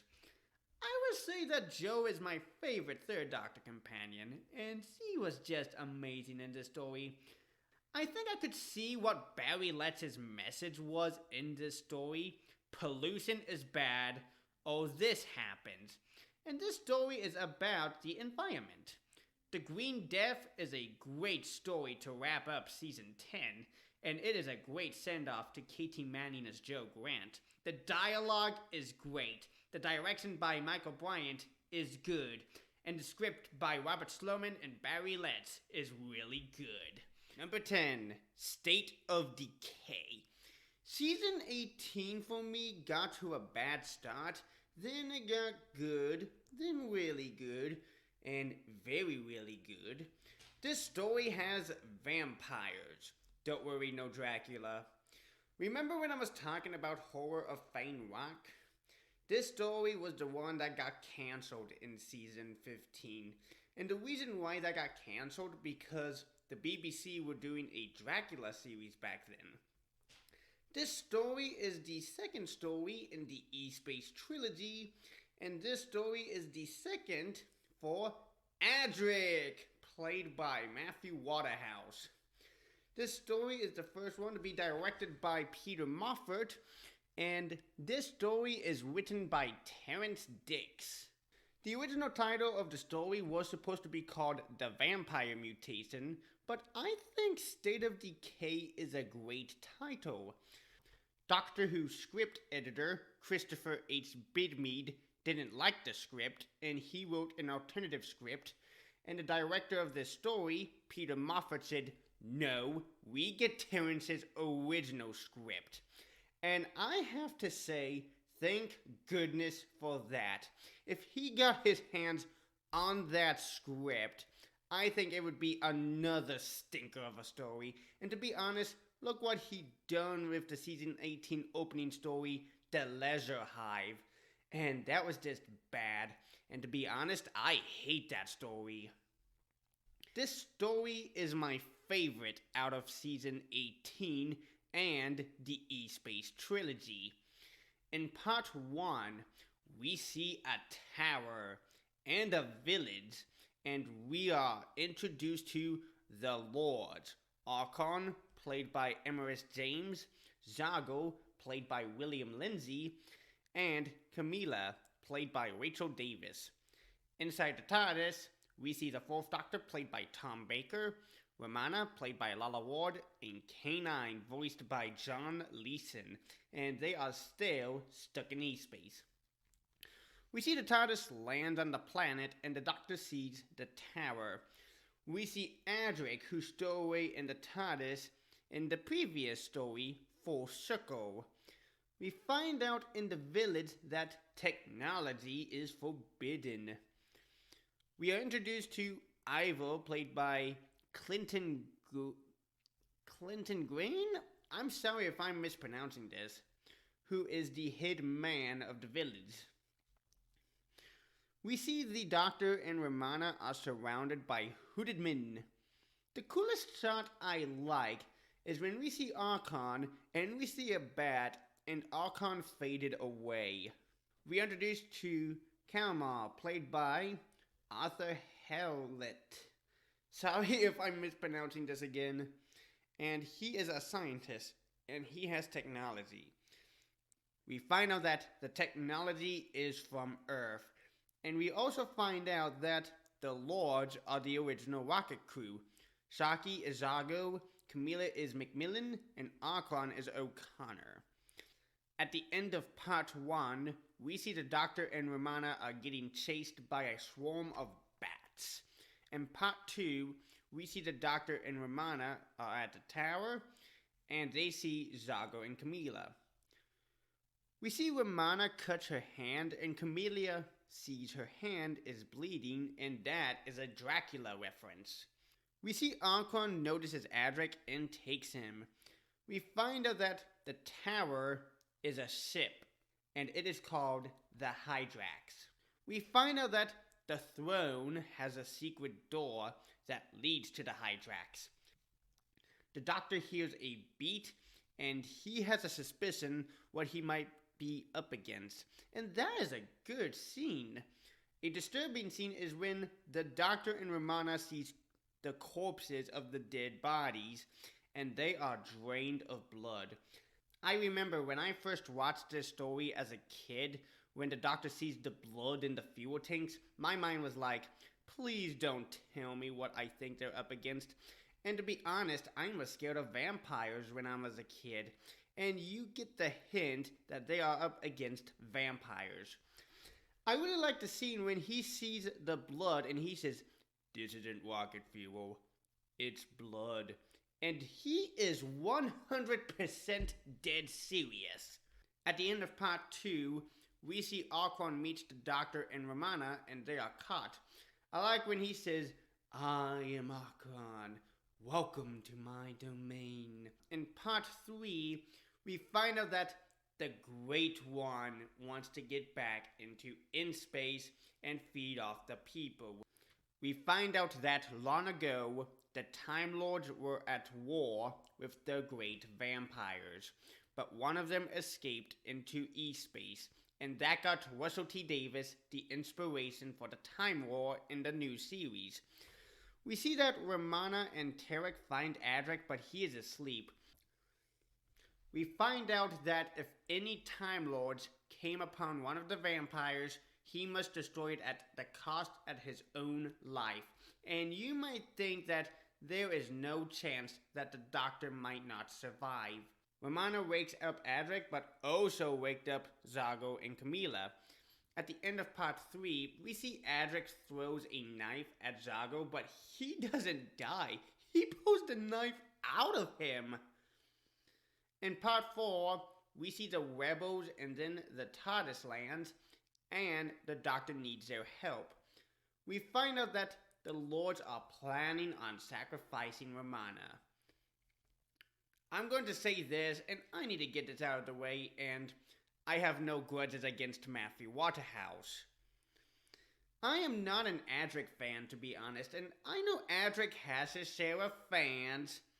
The line I hate from him when he says this to Romana, "You're on the menu, there's no sense in two of us getting the chop." We find out later he was bluffing and weakened the fight. My favorite scene from this story, we see the rocket split in two and takes off, and then we see the hand of the Great One.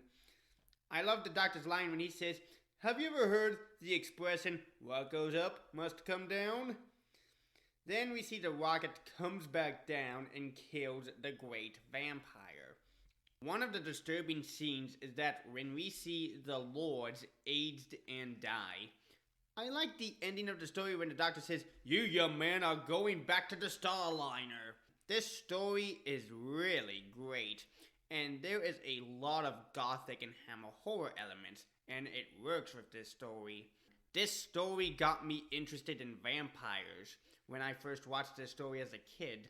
I will say something about Christopher H. Bidmead, that when he was script editor under John Nathan Turner, he botched up a lot of scripts when he was script editor.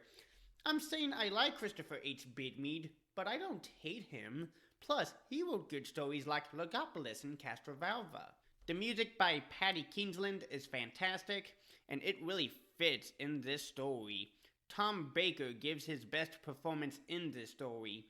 The script by Terrence Dix is really great, and the direction by Peter Moffat is really great. And like I said, it was good for him to stick with Terrence's original script. If you are a vampire fan and getting interested with the classic series, I would recommend it because the history with the Time Lords and the vampires is really good. Number 9, Frontios. I know what you are thinking. You forgot to mention Frontios. I'm getting into that. Season 21 is a great season and also a dark season in Doctor Who. This story is written by former Doctor Who script editor Christopher H. Bidmead. And here's the story. When John Nathan Turner was producer, he asked Doctor Who script editor Eric Sherwood to commission Christopher H. Bidmead to write this story, and John Nathan Turner requested that his script must have monsters, and Christopher H. Bidmead delivers a classic. In part 1, we are on the planet Frontios, because it's the title of the story. You should know this by now. We see Captain Rivera and Brazen, played by Jeff Gilmore, and the humans are in the underground. And then we see the ground above them collapsing, and Captain Rivera is gone. In the TARDIS, we see Tegan, played by Janet Fielding, and Turlough, played by Mark Strickson, and they hear a noise, and we see the Fifth Doctor, played by Peter Davison. We see that the TARDIS is alerting them to a boundary error. We find out that the TARDIS is in the far future, and we find out they are in the Varuna system. We find out that they are not supposed to be there at all. We see that the TARDIS is caught in a meteorite storm, but the TARDIS console is jammed, and they are being dragged to the planet. The Doctor meets the chief scientist, Range, played by William Lucas, and her daughter, Nona, played by Leslie Dunlop. The scene I like when we see the Doctor is wearing his specs, and you can tell Christopher H. Bidmead still knows how to write the Fifth Doctor. We find out that the humans are at war, but we don't know who yet. The Doctor meets the leader of the colony, Pentagon, played by Jeff Raleigh. I'm sorry if I'm mispronouncing this again. At the end of part 1, we see the TARDIS has been destroyed. Don't worry, that's not the first time the TARDIS has been destroyed. And we saw the hat stand. In part 2, we see Turlough uses the hat stand as a weapon. We see that Pentagon is going to attack Turlough, but he has a heart attack. We find out that Tegan saw something in the drawer and the black seat. Death's uncountable, and there is something going on. We see Turlough and Nona going down underground. We see Pentagon is in the ground, and he is swallowed by the ground. We see that Turlough and Nona are not alone in the underground, and they are aliens. Turlough remembers the Tractators, and those are the aliens that we just saw. The Doctor and Rage hear Turlough scream, and he saw the Tractators, and he is really scared and terrified. We see the Tractators are holding Nona with their energy, and the Doctor sees them, and he notices Tegan, and the Tractators notice the Doctor and get a hold of him, and that is the end of part 2. In part 3, we see Tegan saves the Doctor and Nona. We find out from Turlough that long ago, the Tractators came to his home planet like an infection. We find out from Turlough that Captain Rivera might still be alive because they need living minds. We find out that Pentagon is still alive, captured by the Tractators. At the end of part 3, we see the machine, and the person in the machine is Captain Rivera. In part 4, we are introduced to the leader of the Tractators, the Gravis. The funniest line I like from the Doctor, and he tells the Gravis that Tegan is a machine, and he says, "I got it cheap because the walk's not quite right." And then there's the accent, of course. Tegan's face is absolutely priceless. She looks so mad at the doctor, and her message is like, I'm gonna kill you after this.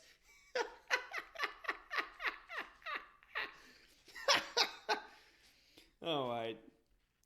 We see that Turlo sees the machine and Brazen knocked into the machine, and he tells the doctor to get out of here. We find out that the Tractators are building a gravity motor so they can travel. We see Tegan, and she notices something familiar. It's the pieces of the TARDIS. We see the Gravis goes into the console room, and the Gravis repairs the TARDIS, and that was a great scene. We see the doctor gives them the hat stand back in the TARDIS. Something is not right with the TARDIS, and they are caught in something, and that is the end of the story. I love this story, and I still love it now. During Colin Baker's era, we had a Lost Season 23, and there was supposed to be a sequel to this story called The Hallows of Time, but Big Finish adapted that story. I loved the Tractators as a kid, and I think they were a cool Doctor Who monster. The Tractators are based off of wood lice. I would love to see the Tractators return in Doctor Who. Christopher H. Bidmead's two stories, Logopolis and Castrovalva, they didn't have monsters. But in this story, Christopher H. Bidmead improves. I have to say, Turlo, played by Mark Strickson, he gives his best performance in this story, and he is skilled, and he is foaming at the mouth. The music by Paddy Kingsland is great, the script by Christopher H. Bidmead is really great, and the direction by Ron Jones is great. Number 8, Earthshock. This story marks the return of the Cybermen after a 7-year absence. The last time we saw the Cybermen was in 1975, in the 4th Doctor story, Revenge of the Cybermen. I have to tell you something interesting, and I don't know why the Cybermen didn't come back for a long time, to be honest, but here is the weird part, because here is the timeline. The last time we saw the Cybermen was in 1968, and that was the invasion with Patrick Troughton, and we didn't see them again till 7 years later in 1975, and that was Revenge of the Cybermen with Tom Baker. And we got another 7 years until this story. This story has a lot of surprises. Doctor Who producer John Nathan Turner went out of his way with this story. He had the cast and crew sworn to secrecy. He closed down the studio. The story was all shot in the studio. He denied a Radio Times cover and altered the cast listings to preserve that surprise. This story is written by the new script editor, Eric Sayward, who wrote The Visitation, which is a part of the same season. In part 1, we are on Earth in the future, and we are introduced to Professor Kyle, played by Clara Clifford, and Lieutenant Scott, played by James Warwick. And Lieutenant Scott is leading a military investigation unit. And they are trying to find out what happened to Professor Kyle's expedition team. In the caves, we see that there is something down there, but there are androids, but the scanner doesn't pick them up because they are not life forms. We are in the TARDIS, and we see the 5th Doctor, played by Peter Davison, and Adric, played by Matthew Waterhouse. We find out that Adric wants to go home, back to E-Space. We see Tegan, played by Janet Fielding, and Nyssa, played by Sarah Sutton, and they hear the Doctor and Adric arguing. We hear that Adric could plot a course back into E-Space, and we hear the Doctor says, "You do not have the monitor skills, Adric. Even if you did, I am not going back into E-Space." And Adric says, "Then I will find someone who will take me." And the Doctor says, "E-Space is another universe. There isn't a taxi service that goes back and forth." The Doctor and Adric's argument is really good. The funniest line from the Doctor when he says, "Do you really think I'll be making all this fuss if it weren't?" Find out in the caves, they hear a sound. and one of the troopers is injured. We see the TARDIS lands in the cave system, and the year is 2526. On the surface, two troopers that are working the scanner pick up the Doctor, Tegan, and Nissa's presence on the scanner. We see Nissa notices dinosaur fossils, and we see the Doctor, Tegan, and Nissa are looking at it and talking about it. And that goes back to the show's educational roots back in the 1960s. I like the Doctor's line when he says, "I've always meant to slip back and find out." Maybe we might. We see two of the troopers notices an android, and Snyder hears a scream, and Snyder and two of the troopers get killed, and they are melted. And I should have said that this story is dark. We see the Doctor, Tegan, and Nissa are captured by the army, and Lieutenant Scott doesn't believe the Doctor. In the TARDIS, Adric hears a beeping going off. The Doctor and Lieutenant Scott discover a hatch, and then we see the androids start attacking. The end of part 1 is shocking, and we see who controls the androids, and it's the Cybermen. And we see the cyber leader played by David Banks, and he says, destroy them at once." In part 2, we see Adric leave the TARDIS, and he doesn't realize the danger he is in. The plan is to attack the hatch and create confusion, and it works. We see Adric throws a rock at one android, and the army destroys the first one and then destroys the second one. We find out behind the hatch is a bomb. One of the best and intense scenes I like is that the Doctor tries to jam the bomb, but the Doctor succeeds, but the Cybermen fight back. We see the Cybermen broke their signal through, but the Doctor disarms the bomb by blind instinct. A scene I like is when the cyber leader sees the TARDIS, and he says, "I know that object." We see the TARDIS dematerializing, and we see the cyber leader and the cyber lieutenant look at past defeats, and that is the 10th Planet with William Hartnell, The Wheel in Space with Patrick Troughton, and Revenge of the Cybermen with Tom Baker, and that is a great scene. Back in the TARDIS, we see the Doctor and Adric make up, and the funniest line I like from the Doctor when he says, "So, you've done all these calculations for nothing?" We are on a space freighter, and we are introduced to Winway, played by Alex Sabin, and Bridger, played by June Bland, and we find out that 3 of the crewmen disappeared. We see the TARDIS lands on the freighter, and that is where the signal came from. We are introduced to Captain Briggs, played by Barrow Reed, which was obvious stunt casting by John Nathan Turner. And I will say that I really like this stunt casting. And you might be wondering, how in blazes did she get this position in the first place? I watched a review of Earthshock by Mr. TARDIS, and he said if you cast another young male authority figure, you might have a repeat of Lieutenant Scott, and I have to agree with that. We find out from Captain Briggs that Earth is on red alert because they are having a conference. We see the Doctor and Adric hear screams, and we find out that 2 crew members are murdered, and the Doctor and Adric are framed for the crime. And that is the end of part 2. Part 3, the Doctor and Adric are captured, and they are accused of murder, and they are taken to the bridge. We see that Lieutenant Scott is going to look for the Doctor, and Tegan decides to go with them. Another favorite scene is when we see the Cybermen marching. One of the classic lines from Tegan says, "It's vast, we'll never find him," and Lieutenant Scott says, "You wanted to come," and Tegan replies saying, "I'm just a mouth on legs." I like the review of the Cybermen, and we see them marching, and the Doctor and Adric see that they are dealing with the Cybermen.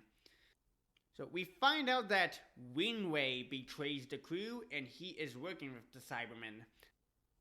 I like the scene is when the Doctor gives Adric the hint that Cybermen are allergic to gold, and Adric has a golden badge for his mathematical excellency. Another shocking twist is that the silos are carrying 15,000 Cybermen, and that is an invasion force. I think a scene that is very entertaining, and Mr. Todd mentioned this, that we see two Cybermen talking, and look at their hand gestures. What could they possibly be talking about? We see Lieutenant Scott and his troops shoot the two Cybermen, but Tegan kills one of them, and one is still alive. We see the Cybermen get to the bridge, and we see one of the Cybermen looks like he is going to kill the Doctor and Adric, but kills Wingway. We find out that the Cybermen are going to destroy the Earth. Another favorite scene I like is when we see the Cybermen are breaking out of the silos, and that is amazing. At the end of part 3, we see that there are a lot of Cybermen. In part 4, we find out that the Cybermen are at war with Earth, and they are going to use the freighter as a bomb to destroy the Earth, because Earth is the host planet for the conference, and the conference is where the heads of different planets are meeting to unite for the war against the Cybermen. We see Tegan is by herself and then later caught. We see Lieutenant Scott returns to the TARDIS, but the Cybermen followed them, and one of them got inside the TARDIS, and then another one, and it kills Professor Kyle. We see Tegan is taken to the bridge and reunites with the Doctor and Adric. I like the Doctor's line when he says this to the Cyber Leader. When did you last have the pleasure of smelling a flower, watching the sunset, eating a well-prepared meal?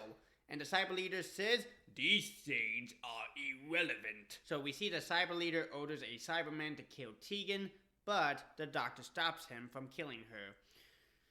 We see Adric says goodbye to the Doctor and Tegan. I think a great scene is that we see the Cybermen enter the TARDIS, and that was mind-blowing for me as a kid. We see Lieutenant Scott rescues Captain Briggs, Bridger, and Adric, and we see the TARDIS dematerialize. And more Cybermen break out. We find out to deactivate the bomb, you must solve the 3 logic codes, and Adric, being a math genius, has the ability to do that. We see Adric and the crew go into the escape pod, but what does Adric do at the last minute? He gets out so he can try and figure out the last logic code. Remember the line the Doctor said, I've always meant to slip back and find out.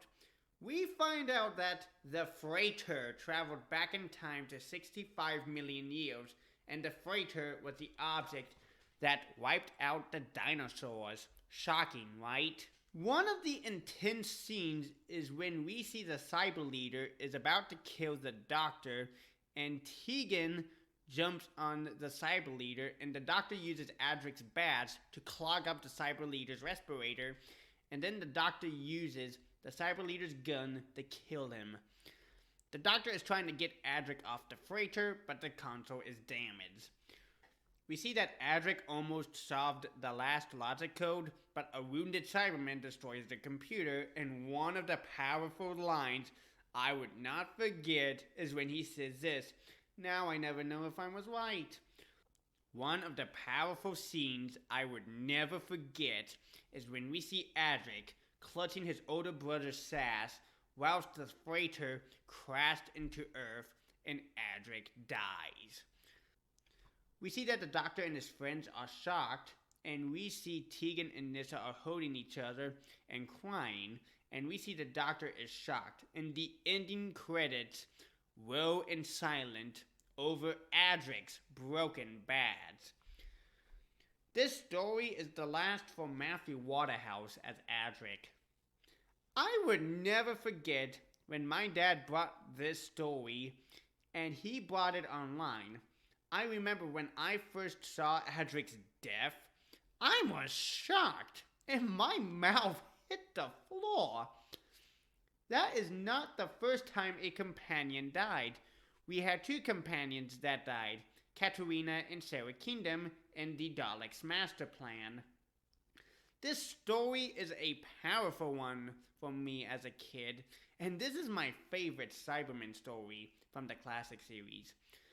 I know some people say that the Cybermen are emotional in this story, but who cares? I like the Cybermen in this story.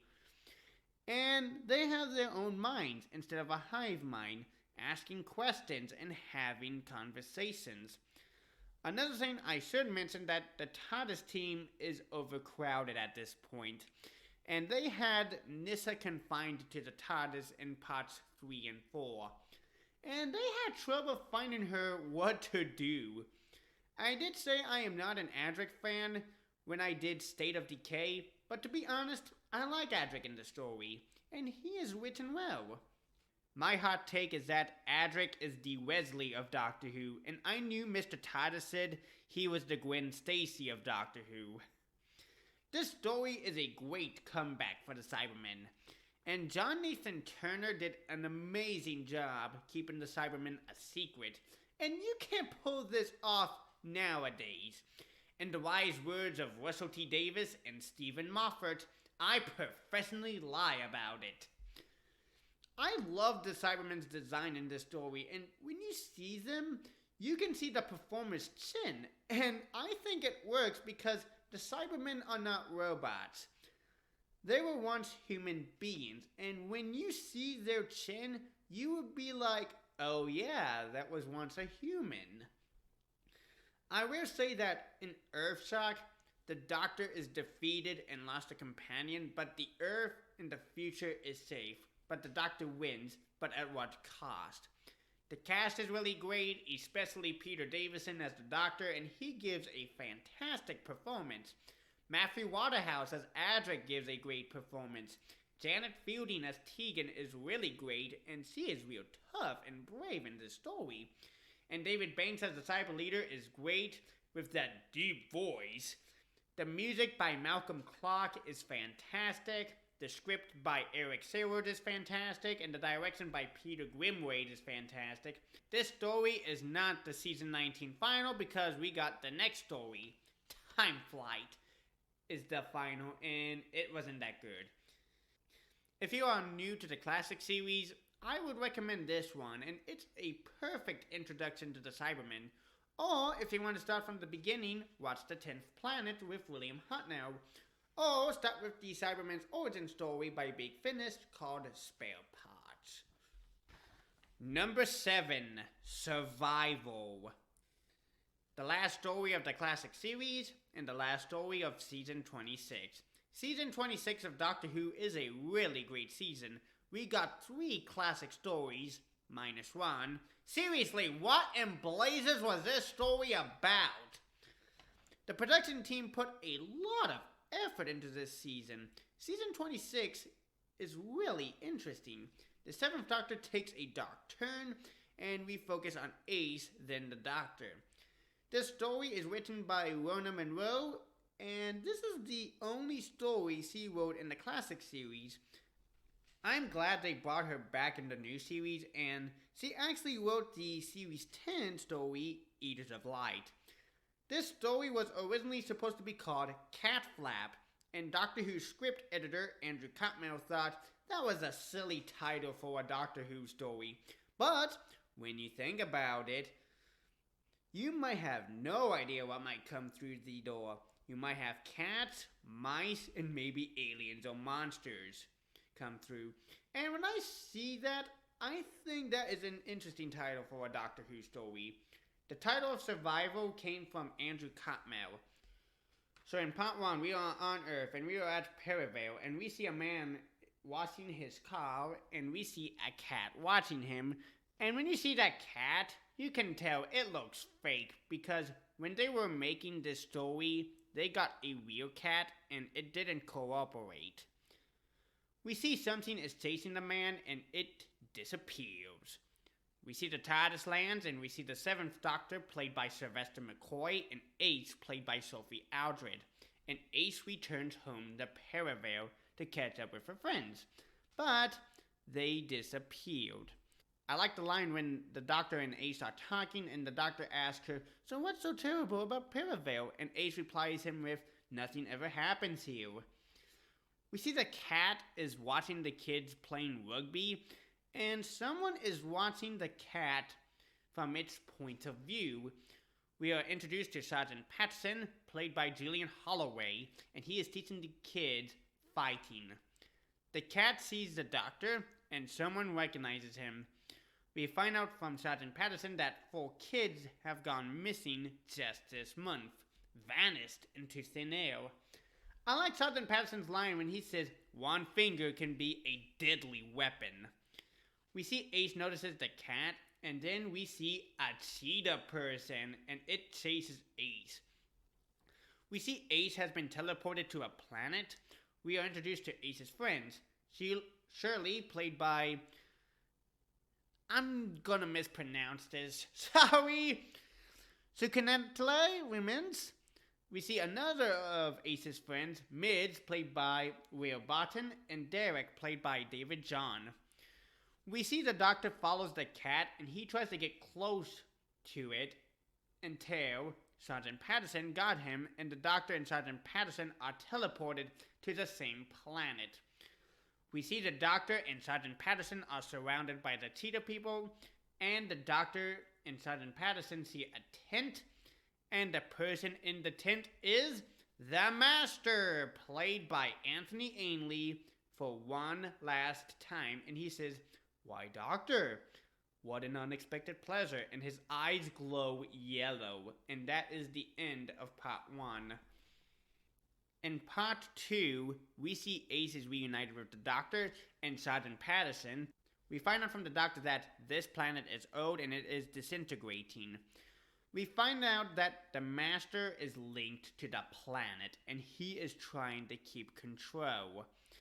We find out from the Master that if the cheetah people fight each other, they trigger explosions. They are hasting the planet's destruction. We find out that the Master needs the Doctor's help. We see Mids grabs a skull tooth and stabs a cheetah person. We find out that the Master is trapped and he can't escape. We see the Master and his eyes are turning yellow and he has fangs in his teeth and he is becoming an animal. We see Ace is helping a cheetah person and her name is Kara, played by Lisa Bauman, and she gives her water. We find out from the Doctor that they need an animal whose home is Earth. We see Mids is transforming into a cheetah person, and the Master traps him so he can get to Earth. At the end of part 2, we see Kara is better and Ace is becoming a cheetah person. In part 3, we see Kara and Ace running and see them run in slow motion, and that is really cool. We see Ace takes the Doctor and her friends back to Earth. We see the Master has control of the youth and Mids kills Sergeant Patterson. We see the Doctor and Mids are playing chicken by using motorcycles, and both motorcycles are destroyed, and we see Mids dies, and that is a great scene. We see the youth are heading towards Ace, but Kara saves her. We see Kara attacks the Master, but the Master stabs her. We see that the Doctor survives, and we find out that Kara is a human and dies. We see the Master is trying to get into the Doctor's TARDIS, but the Doctor stops him, and we see the last battle with the Doctor and the Master. The line I like from the Master when he says, "Welcome to my new home, Doctor!" We see the Doctor and Master are fighting, and we see the Doctor is about to kill the Master, and then the cheetah people vanished. And we see the planet is about to be destroyed. And the line I like from the Doctor when he says, "If we fight like animals, we'll die like animals!" And we see the Master teleports the Doctor back to Earth. Ace finds out that the Doctor is still alive, and we see the Doctor and Ace walk off into the distance, and the Doctor delivers this best speech. "There are worlds out there where the sky is burning, the seas asleep, and the rivers dream. people made of smoke and cities made of sun. Somewhere there's danger, somewhere there's injustice, and somewhere else the tea's getting cold. Come on, Ace, we've got work to do. That is a great speech to end the classic series. Doctor Who producer John Nathan Turner and script editor Andrew Cotmel knew that this was going to be the last Doctor Who story. Andrew Cotmel added this speech at the last minute, and it was recorded on November 23rd, 1989, on the show's 26th anniversary. John Nathan Turner, he has been the producer of Doctor Who from 1980 to 1989, and he had 4 different script editors under him: Christopher H. Bidmead, Anthony Root, Eric Sayward, and Andrew Cotmel. And he has been the producer of the show till the end. I have to say something about Anthony Ainley as the Master. And Anthony Ainley was my first Master, and he also is my favorite Master from the classic series. We had different actors that play the Master: Roger Delgado, Peter Pratt, and Jeffrey Beavers. And the Master is the Moriarty of Doctor Who. But the Master will come back. He will find one way or another to come back. You can kill him, but he keeps coming back. And Anthony Ainley has played the role for a long time, and he played the Master from 1981 to 1989, and he had gone up against the 4th Doctor, the 5th Doctor, the 6th Doctor, and the 7th Doctor. Here was the reason why the show got cancelled, because when season 26 premiered, the ratings were down, and the BBC silently pulled the plug. There was going to be another season, season 27, and you know what happened. It got cancelled. And this would have been Sylvester McCoy's last season if it didn't get cancelled. And this would have been Sophie Aldred's last season too. Every time when I watched this story, it feels like it takes place in the 90s. And it is close to a 90s Doctor Who story you would get, and it does feel like a final. But Doctor Who would continue in the 90s, also known as the Wilderness Years. The point of survival is survival of the fittest. Survival is a great send-off to the classic series. Sylvester McCoy and Sophie Aldred are great in this story. Anthony Ainley is great as the Master, and the cast is great.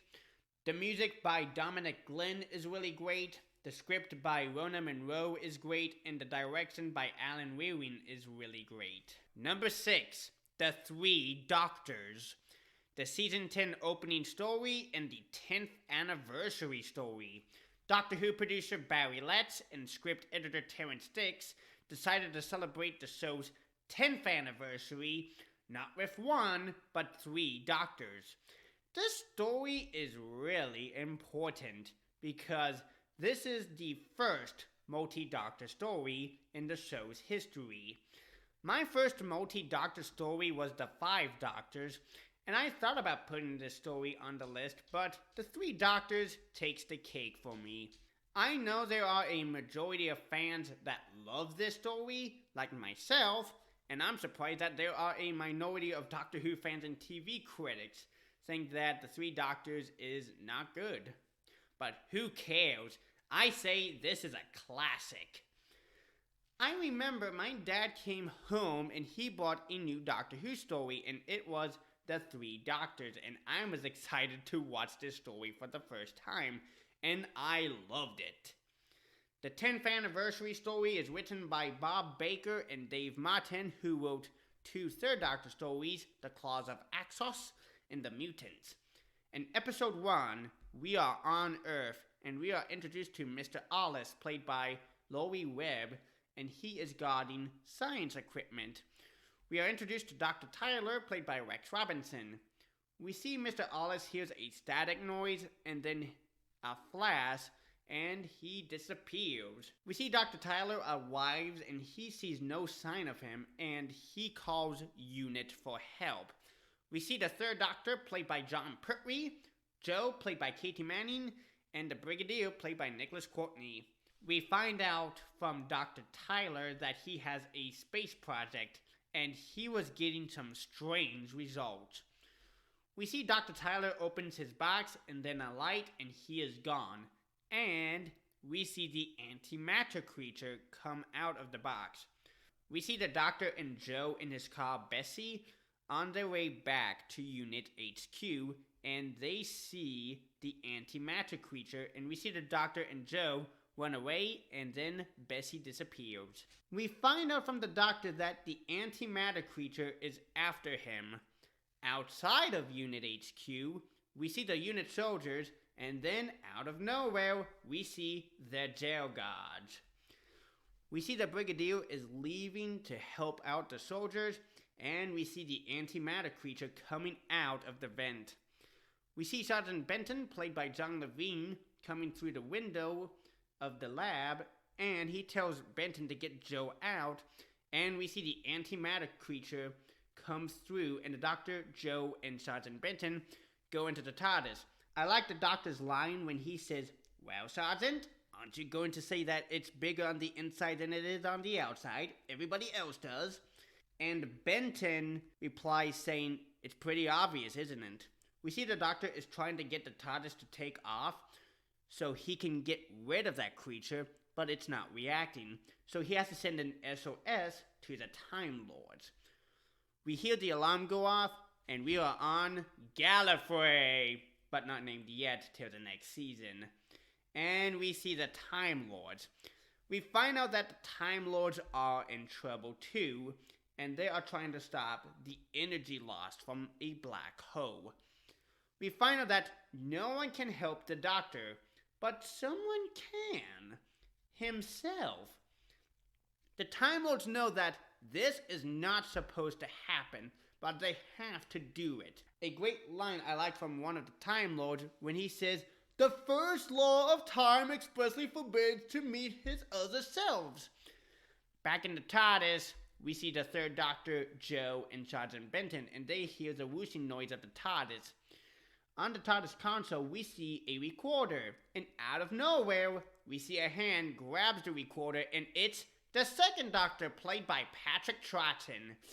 And the last time we saw the Second Doctor was in the War Games back in 1969, and it's been 3 years since we last saw him in the War Games. When I see Patrick Troughton back in the role of the Second Doctor, it's like he never left the role, and the line I like from him when he says, "Oh, I can see you've been doing the TARDIS up a bit.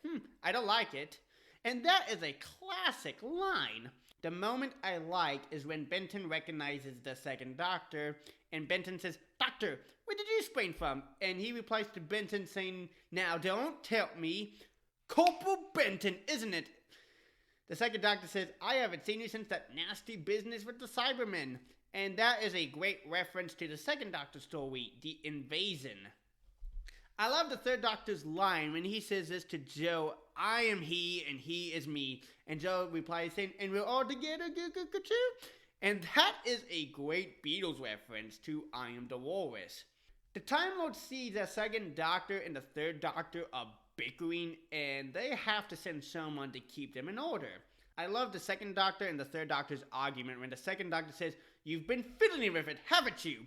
And the Third Doctor says, "It was perfectly alright until you touched it. Now if he listens to me," and the Second Doctor mocks him saying, "If he listens to you, my dear fellow, we'd be in a fine pickle, wouldn't we?"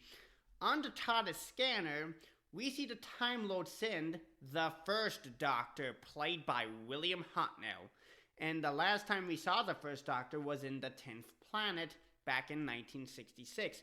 And it's been 6 years since we last saw him.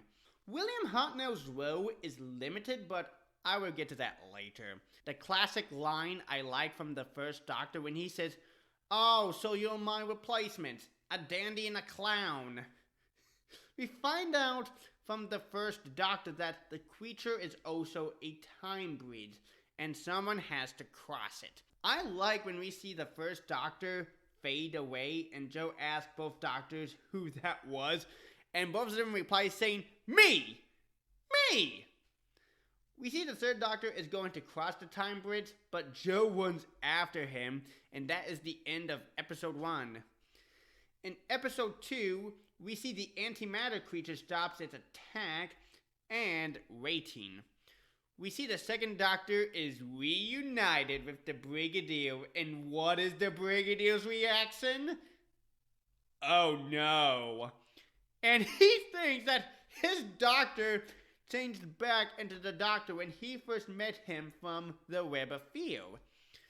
We see the third Doctor and Joe arrive in the world of antimatter. We see the stuff from Unit HQ is in the world of antimatter that the creature sent. We see Mr. Alice spots the third Doctor and Joe.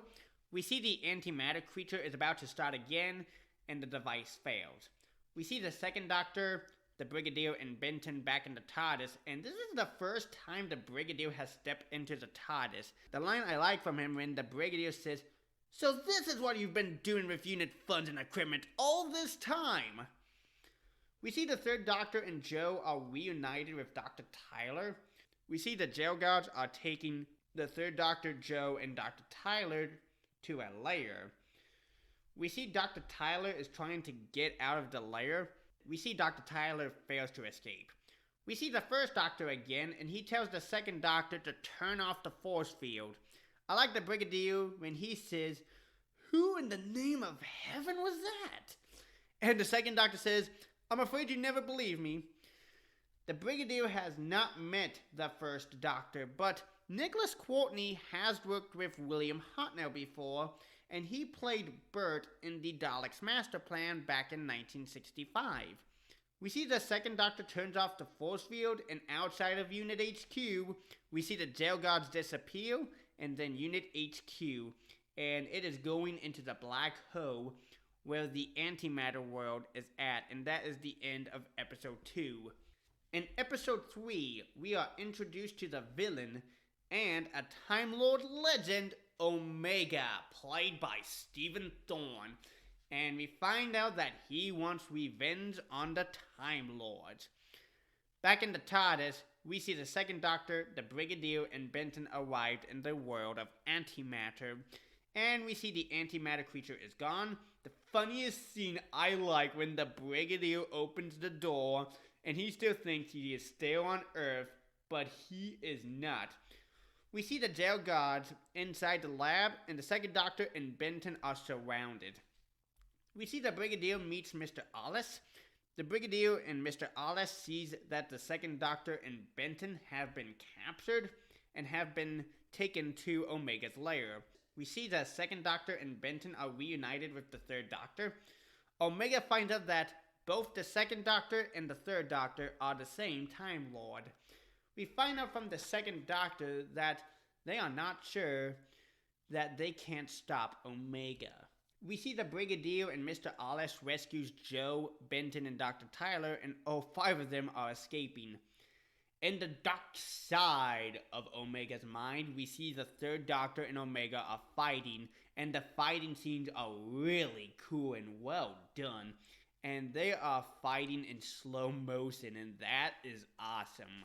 We see the third Doctor lost the fight to Omega, and it looks like he is about to kill him, and that is a great cliffhanger.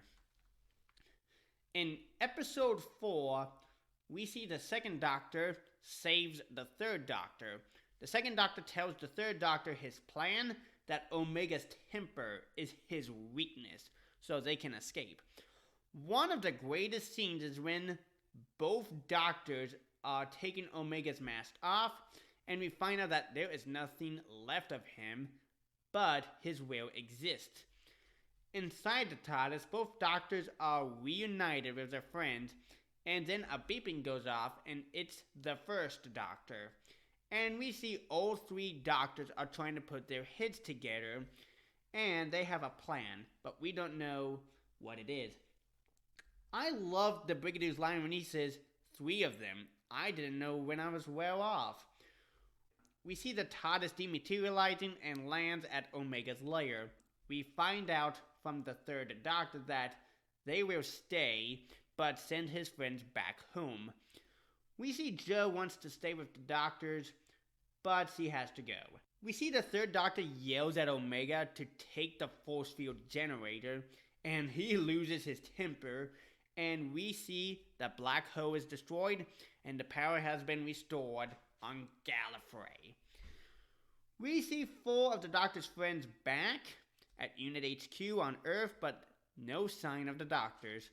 Then we see the TARDIS, and we see Mr. Alice is back where he started. Back in the TARDIS, we see the first Doctor says his goodbye, then the second Doctor, and I like the third Doctor's line when he says, "I hope I don't meet me again." And I think we are.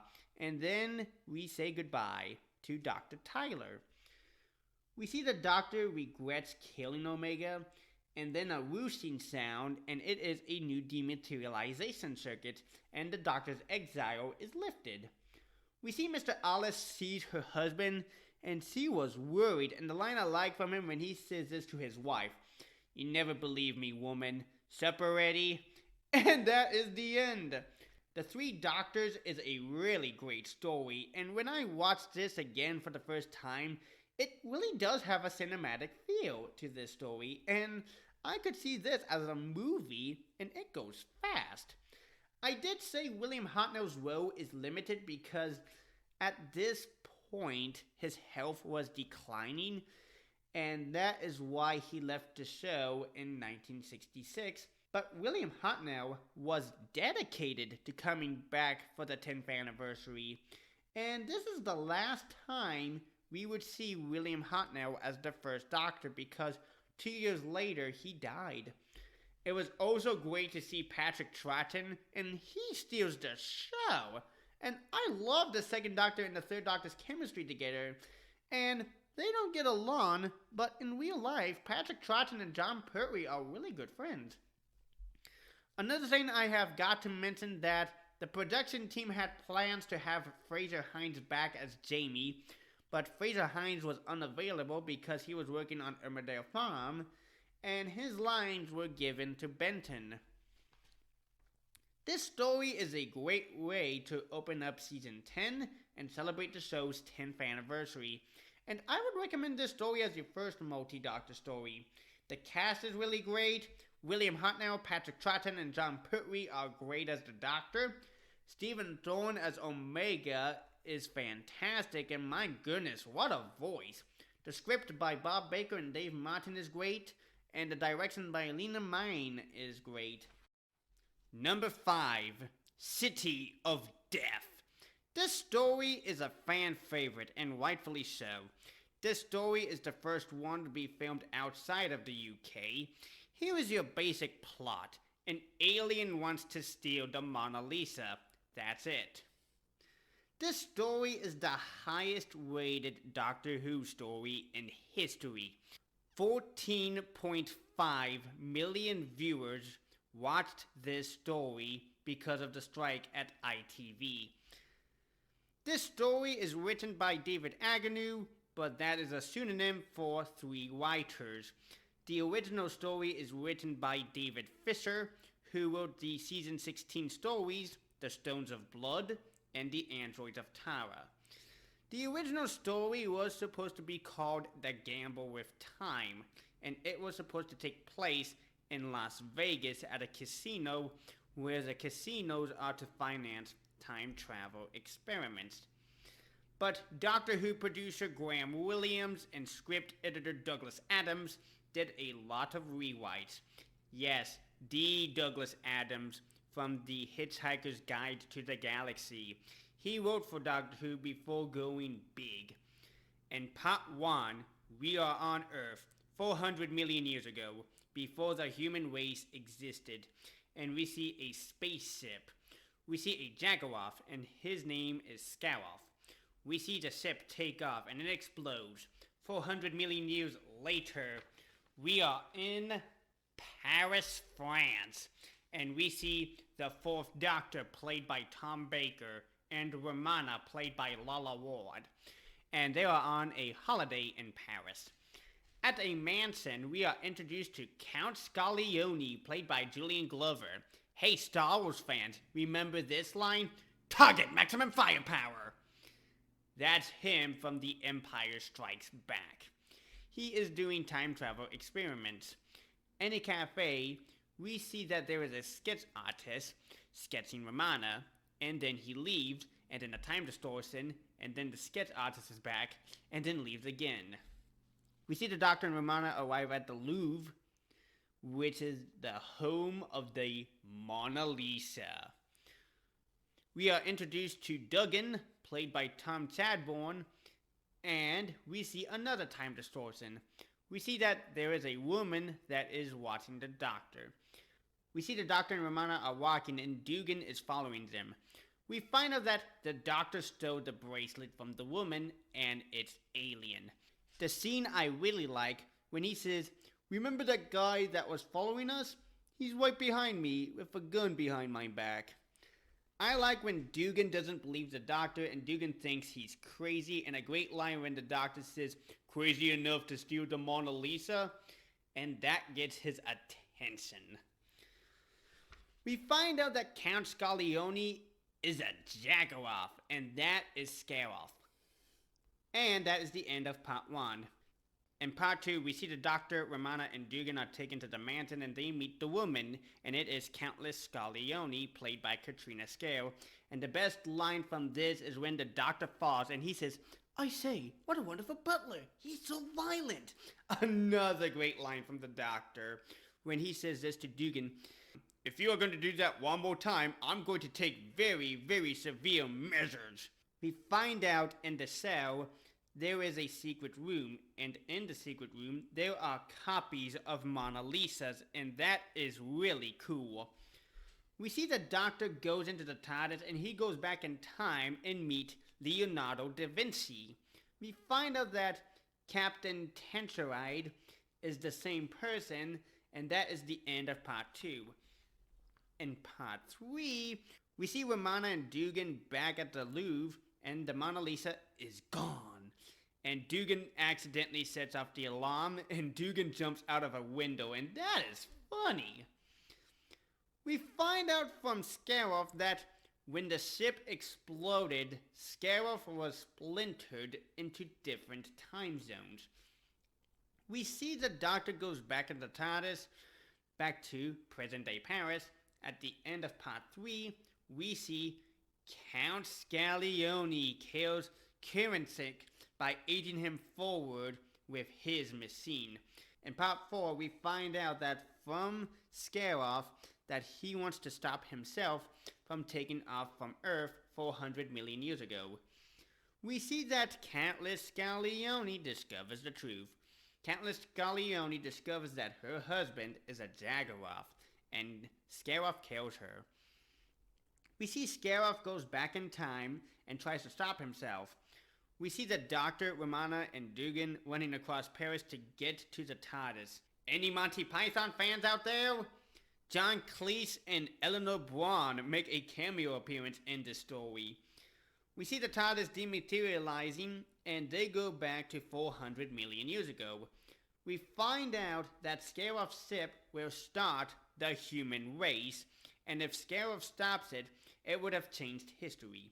We see Scaroff arrives, and then we see Dugan punches Scaroff, and another great line from the Doctor when he says, "I think that was possibly the most important punch in history."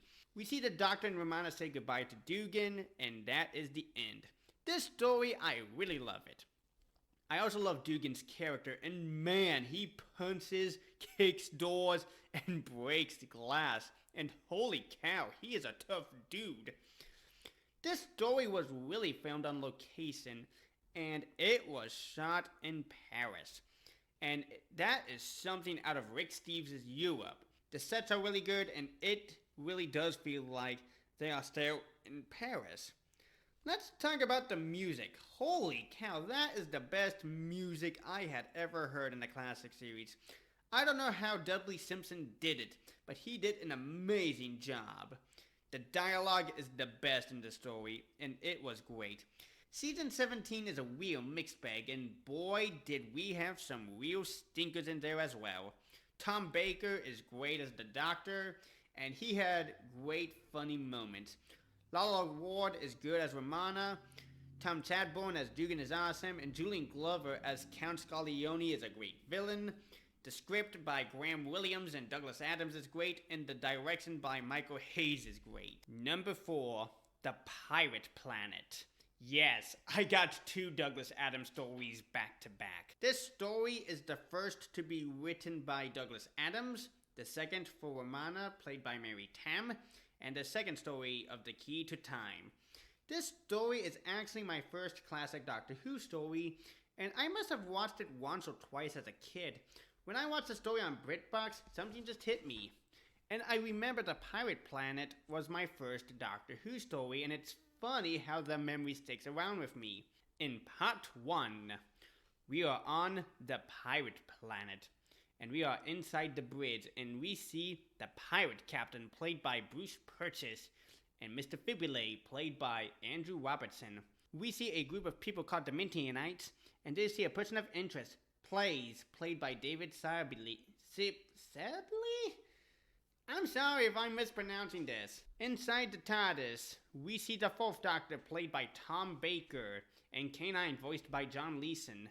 And the Doctor is putting the first segment of The Key to Time in storage. We find out that the second segment is on the planet Califax. We see the Doctor is going to land the TARDIS, but something goes completely wrong. At the bridge, something else goes wrong. We see the TARDIS lands on the pirate planet, but they think they are on Califax. And we see K9 spin out of control, and we see why. We find out that they are not on Califax, but the Doctor has no idea where he is at. I love the scene when the Doctor is trying to get someone's attention, but Romana succeeds. We see the Doctor meets a family, and we see Romana get arrested by a pirate god. And she has been taken to the bridge. We see the Mutants do have telepathic powers. We see the Doctor meets the Mutants, and they use their power to knock him out. K9 tries to shoot them, but nothing happens, and the Doctor is back up and is knocked out again, and that is the end of part 1. In part 2, we see the Doctor and Krimis, played by David Warwick, are going to rescue Romana. We see Romana meets the pirate captain. We see the robot parrot is about to kill her, but the nurse, played by Rosalind Lloyd, stops him. We see K9 and Mula, played by Premier Townsend, are looking for Prelex. We see the Doctor and Krimis arrive at the bridge. We see the Doctor meets the pirate captain. The Doctor believes that a heinous crime has been committed. We see the Doctor, Romana, and Krimis are in the underground, and it's frozen in the underground. We find out from the Doctor that this planet can materialize around smaller planets. We see the Doctor sees the Mutants, and they want him, and that is the end of part 2. In part 3, we see Plays is now a Mutant. We find out that the Mutants are good guys, and if you watch it, you might think they are the bad guys, but they are not. We find out that the Mutants need the Doctor's help. We see the Doctor and Krimis have been captured. We see the pirate captain shows the Doctor all the planets on display.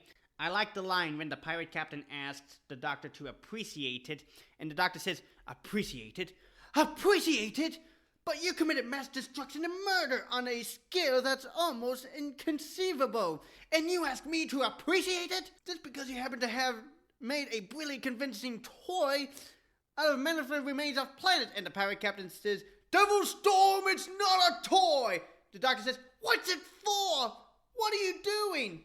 What could possibly be worth all this?" That is the best speech from Tom Baker I had ever heard. We see K9 gets into a battle with the robot parrot. We see K9 kills the robot parrot and drops it at the Doctor's feet. And that is funny! We see the pirate captain is going to make the Doctor walk the plank. And he falls, and that is a great cliffhanger. In part 4, we find out that the Doctor survives, and the Doctor that walked off the plank is a hologram. And that is a good plot twist. We find out that the nurse is the main bad guy, and that is another great plot twist. We find out that the Mutants' power is gone. We see the Doctor and Romana back at the TARDIS, and they are going to try and stop them. We see the Mutants destroy the engines. We see the nurse kills the pirate captain, and the nurse is also killed. We see the Doctor is setting up explosives and the Mutants blow up the bridge. And it is destroyed, and that is the end. This story is a really good story, and I really enjoy watching this story. And this story really had some interesting ideas. The Mutants are really interesting and really cool. I have to say something about the pirate gods. They can't shoot a thing! And how bad are their helmets? Tom Baker gives a good performance, and that speech he gives is awesome. Mary Tam as Romana is good, John Leeson as K9 is good, and Bruce Purchase as the pirate captain is really great. The script by Douglas Adams is good, and it matches Tom Baker's personality in the story. And the direction by Pennant Roberts is good. Number 3, The Curse of Fenric. Yes, I got another season 26 story, and it's the penultimate story of the classic series. This story deals with a lot of things: Viking curses, faith, communism, Nazis, and World War II. This story is a really great one for Ace, and it does deal with her faith with the Doctor. This story is written by Ian Briggs, who wrote the season 24 story, Dragonfire, and this is one of the darkest stories out of season 26. In part 1, we see Russian soldiers approaching the English coastline, and under the sea we see a wreck of a Viking ship. We see fog rolling in, and the other raft vanishes. We see the TARDIS lands, and we see the 7th Doctor, played by Sylvester McCoy, and Ace, played by Sophie Aldred, and they are on an army base in World War II. We are introduced to Dr. Judson, played by Dinsdale Landon, and Nurse Crane, played by Anne Reed. We see one of the Russian soldiers find the sealed orders, but something is following him and kills him. The Doctor has a feeling that someone is spying, and it's the Russian soldiers. We are at St. Jude's Parish Church, and we are introduced to Vicar Wainwright, played by Nicholas Parsons, and some people in Britain would remember him from his radio show, Just a Minute. We are also introduced to Miss Hartaker, played by Janet Henfrey, Jean, played by Joanne Kenny, and Phyllis, played by Joanne Bell. We find out both Jean and Phyllis have been evacuated from London. Back at the base, we are introduced to Commander Millington, played by Alfred Lintz. We find out from Vicar Wainwright that this church is built on old Viking graves. They say evil was once buried here. We are under the church, and we see old Viking carvings. We are introduced to Kathleen and her baby daughter, Audrey. We find out that the baby has the name of Ace's mother, that she hated. We see the Doctor and Ace are surrounded by Russian soldiers, and that is the end of part 1. In part 2, we see a new Viking carving widening itself. The Doctor and Ace meet with Captain Sorin, played by Tomek Bork. We see a Russian soldier in shock, and he saw something. The Doctor notices the new Viking carving, and he knows that it isn't that old. We see Commander Millington takes the Doctor and Ace to a secret lab. We find out from Commander Millington that they are going to let the Russians steal the Automa machine. We see Jean and Phyllis are swimming again, and the fog is surrounding them, and they vanished. We see Jean and Phyllis again, and they are mutated.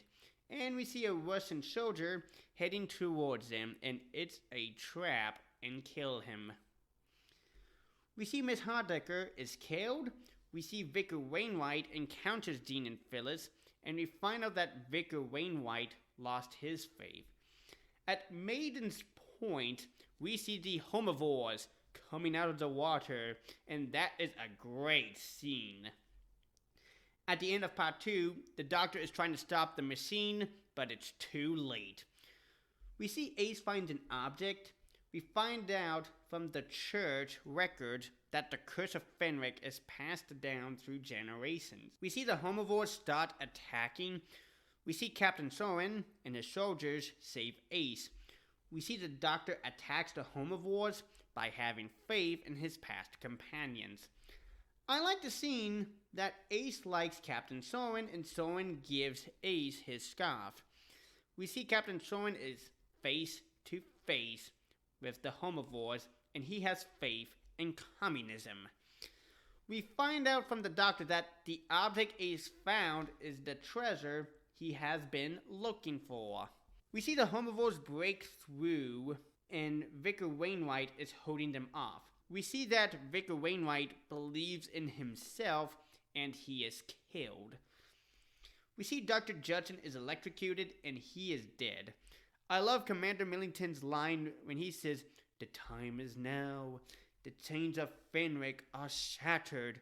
The gods have lost the final battle. The dead man's ship has slipped its maroonings, and the great ass itself trembles to its roots. Fenric." We see Dr. Judson standing up, and it's Fenric. And a great line to close part 3 is he says, "We play the contest again, Time Lord." In part 4, we find out that long ago, the Doctor trapped Fenric in the Shadow Dimension for 17 centuries. I like Ace's line when he says, "I don't know why he used chemical grenade. I've stuck some explosives under the table," which is quite obvious. One of the disturbing scenes is when we see the English soldiers use a chemical grenade, and their faces looked burned. We see Ace is helping Kathleen escape, and she gives Ace a picture of Audrey. We see Fenric Otis the Great One that kills the Homivores, and we see Jean and Phyllis's faces melting, and that is disturbing. We see Fenric take over Captain Soren's body, and Ace accidentally told Fenric the solution. We find out from Fenric that the baby is Ace's mother, and she created her own future, and that is a good plot twist. One of the shocking moments is that when the Doctor tells Fenric to kill Ace. Here's another one that the Doctor calls Ace a social misfit and an emotional crippled, and I was like, what is your problem, Doctor? We see Ace loses faith in the Doctor. We see the Great One kills Fenric and himself. We find out from the Doctor that she had to make Ace lose faith in him. We are back at Maiden's Point, and we see Ace forgives her mother by jumping in the water. This story is my favorite 7th Doctor story, and I still love it. This story was all shot on location. The original title of the story was supposed to be called The Wolves of Fenric. Sylvester McCoy gives a great performance as the 7th Doctor, and I think this is one of his best stories. Sophie Aldred as Ace, and she gives a really great performance. The cast is great, the music by Mark Ailes is scary great, the script by Ian Briggs is great, and the direction by Nicholas Mallard is great, and it does have a realistic feel to this story. Number 2, Genesis of the Daleks. There might be a chance that this might have been your first Doctor Who story, and I can see why, because it was the most repeated Doctor Who story. This story is a prequel to the Daleks' debut story, The Daleks. I remember that this was another Doctor Who story I selected from Best Buy, and this story became my favorite Dalek story out of the classic series. I saw the director's cut of this story at the theaters back in 2018. The story is written by the Daleks' creator, Terry Nason, and this story was commissioned under Doctor Who producer Barry Letts and script editor Terrence Dix, but both of them left the show, and this story fell under new Doctor Who producer Philip Hinchcliffe and new script editor Robert Holmes. In part 1, we are on a battlefield, and we see soldiers, and we are in a battle, and we see them gunned down. We see the 4th Doctor, played by Tom Baker, and this story has no TARDIS because it is back at the space station from the Ark in Space. We see a Time Lord, And we find out that the Time Lords want the Doctor to go on a mission to avert the creation of the Daleks or affect their genetic development. And the line I like from the Time Lord when he says, "We foresee a time when they would have destroyed all other life forms and become the dominant creature in the universe." And that is the first act of the Time War. We find out that the Doctor is already on Scarrow. We see the Time Lord gives the Doctor a time ring, and that is important because it would return him to the TARDIS.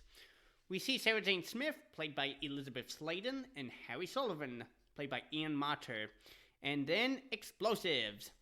We see 3 of them notice a dead soldier, and we find out that they combined old and new material together because both sides are wiped out of resources, and this war has lasted 1,000 years. One of the greatest and intense scenes is when we see the Doctor stands on a landmine, and Harry saves him. The Doctor, Sarah, and Harry noticed a city and a dome, and that is the College City. In the city, we see dead corpses mounted to the wall to make it look like the trench is occupied.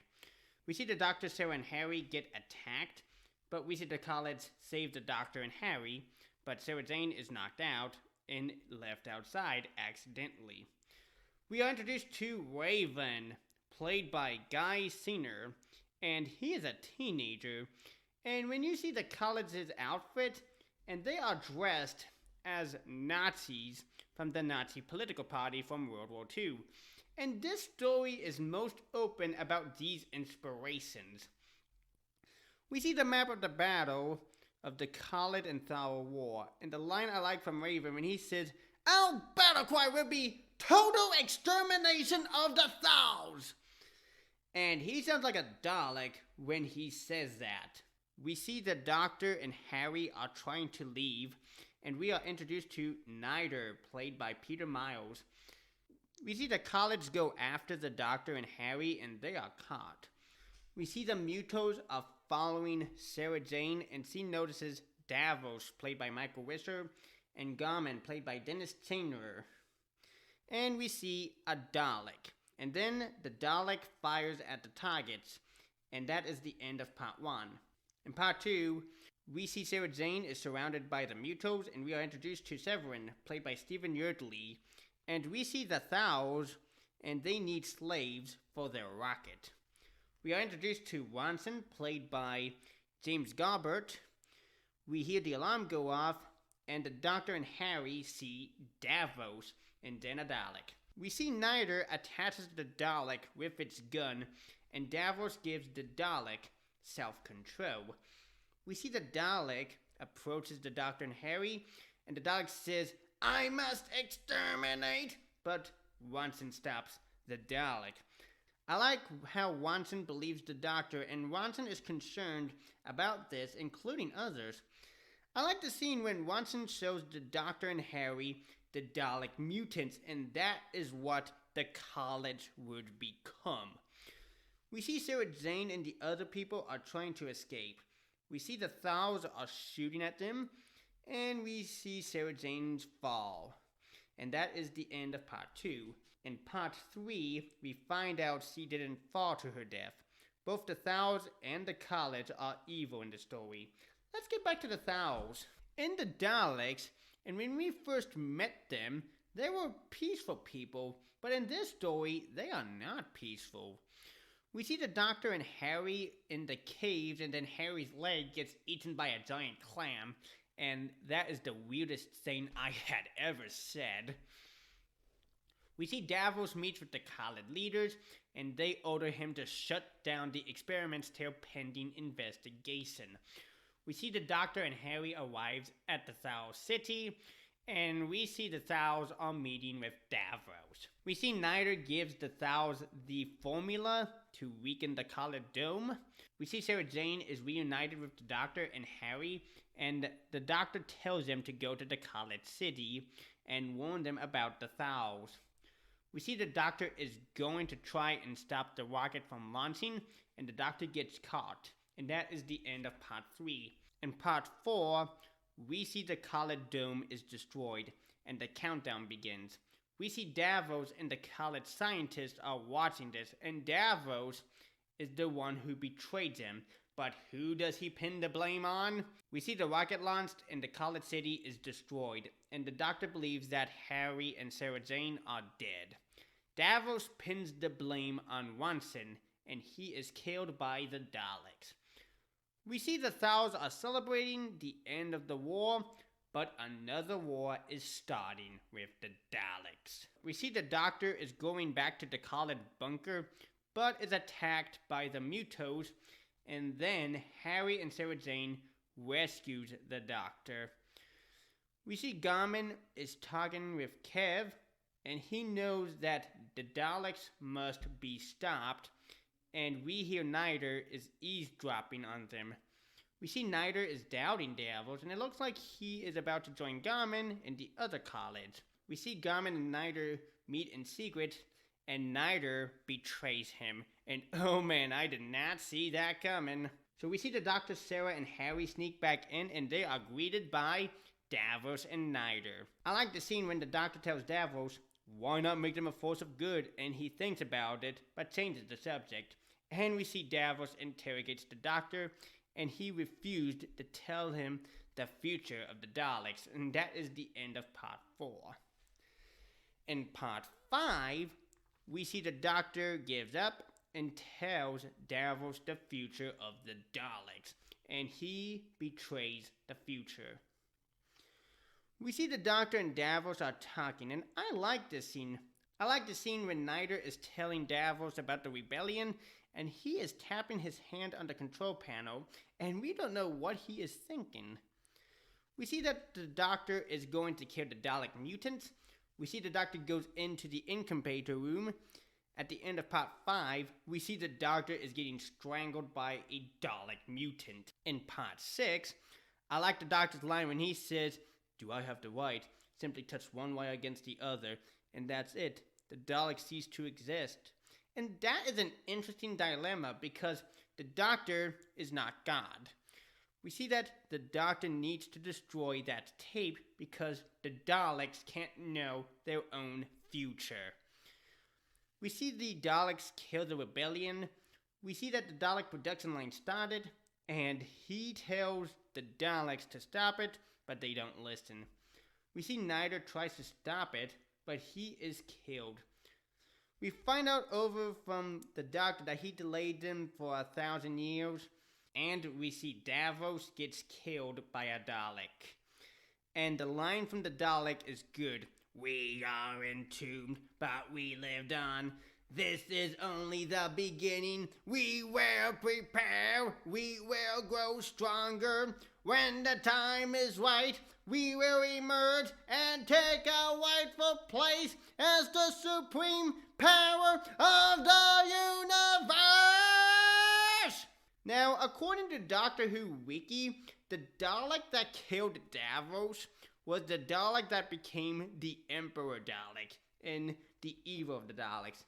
And if that is so, how did that Dalek get to that position in the first place? We see the Doctor, Sarah, and Harry talk about the Daleks, and this is what the Doctor says. Failed? No, not really. You see, I know that although the Daleks will create havoc and destruction for millions of years, I know also that out of their evil must come something good. And that is a great way to end the story. This story is one of the greatest Dalek stories in the classic series. And we got a sequel to this story called Destiny of the Daleks.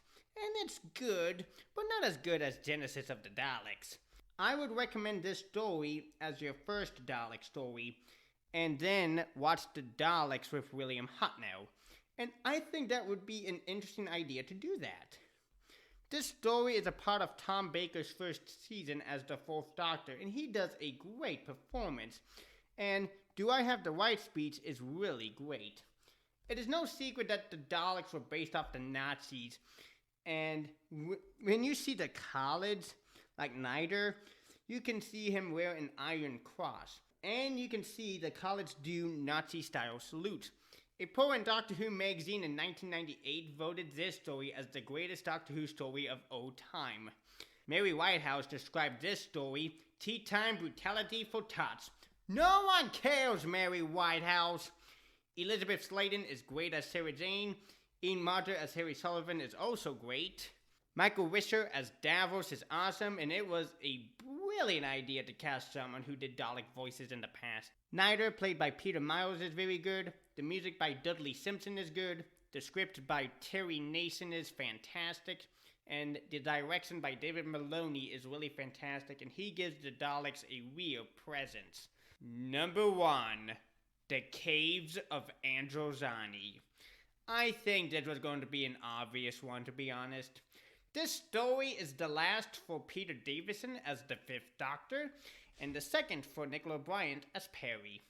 This story is the first one to be directed by Graham Hopper, who would also do directing in the new series. This story is the first one to be written by former Doctor Who script editor Robert Holmes in over 5 years since The Power of Crow. And he comes back with a bang. This is what happened. After the difficult working relation he had with John Nathan Turner, Robert Holmes wasn't keen on writing another Doctor Who story, but however, Doctor Who script editor Eric Sherwood convinced him that he can have free reign over the Doctor's regeneration stipulation of the story, and Robert Holmes delivers a classic masterpiece. When Robert Holmes was writing this story, he felt like the 5th Doctor got off too easy doing his run, and he wanted to put the Doctor through hell. And man, the Doctor goes through a living hell. In part 1, we see the planet Androzani Minor, and we see the TARDIS land, and we see the Doctor and Perry. I like the shot when you see the Doctor and Perry are stepping out of the TARDIS, and we see mountains in the background, and that is a great shot. In the caves, we see soldiers, and one of them is attacked by a creature. The Doctor and Perry are in the caves, and we see Perry slipped, and she landed on a fuzzy sticky ball. We find out why the Doctor wears celery on his lapel, and here is the real reason. When Peter Davison was cast as the 5th Doctor, and John Nathan Turner wanted him to stand out, and JNT was like, I got something for you to wear, and it was a piece of celery. Here is the reason why the Doctor wears it. The Doctor says he is allergic to certain gases in the Praxis range of the spectrum. If the gas is present, the celery turns purple. And I buy it, to be honest. Also, in the caves, we see the Gunrunners, and we are introduced to the leader, Stotz, played by Marcus Ruvis, and he actually passed away last year in July. The Gunrunners noticed the Doctor and Perry, and they found bombs. The Doctor and Perry are caught by the army. We are introduced to General Chelak, played by Martin Conran, and Salatine, played by Robert Glenster. On the planet Androzani Major, we are introduced to Morgus, played by John Normington, and his assistant Trim, played by Barbara Keenhorn. We see Morgus is looking at the camera and he says, "The spineless shirtons."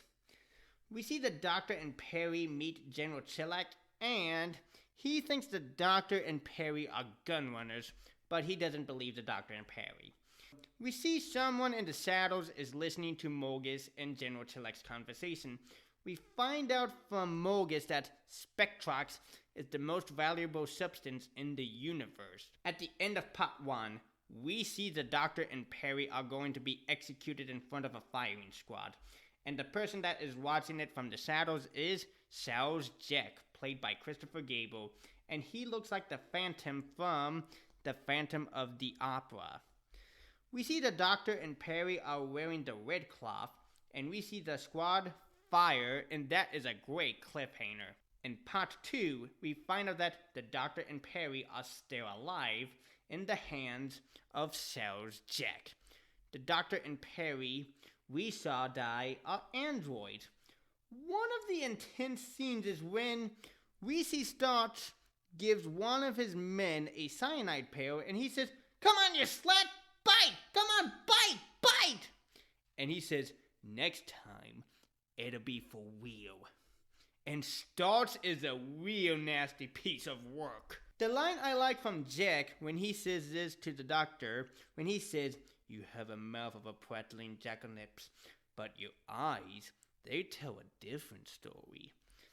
We find out from Jack that Spectrox is the key to eternal youth. We see the real Salatine, and the Salatine we saw was an android.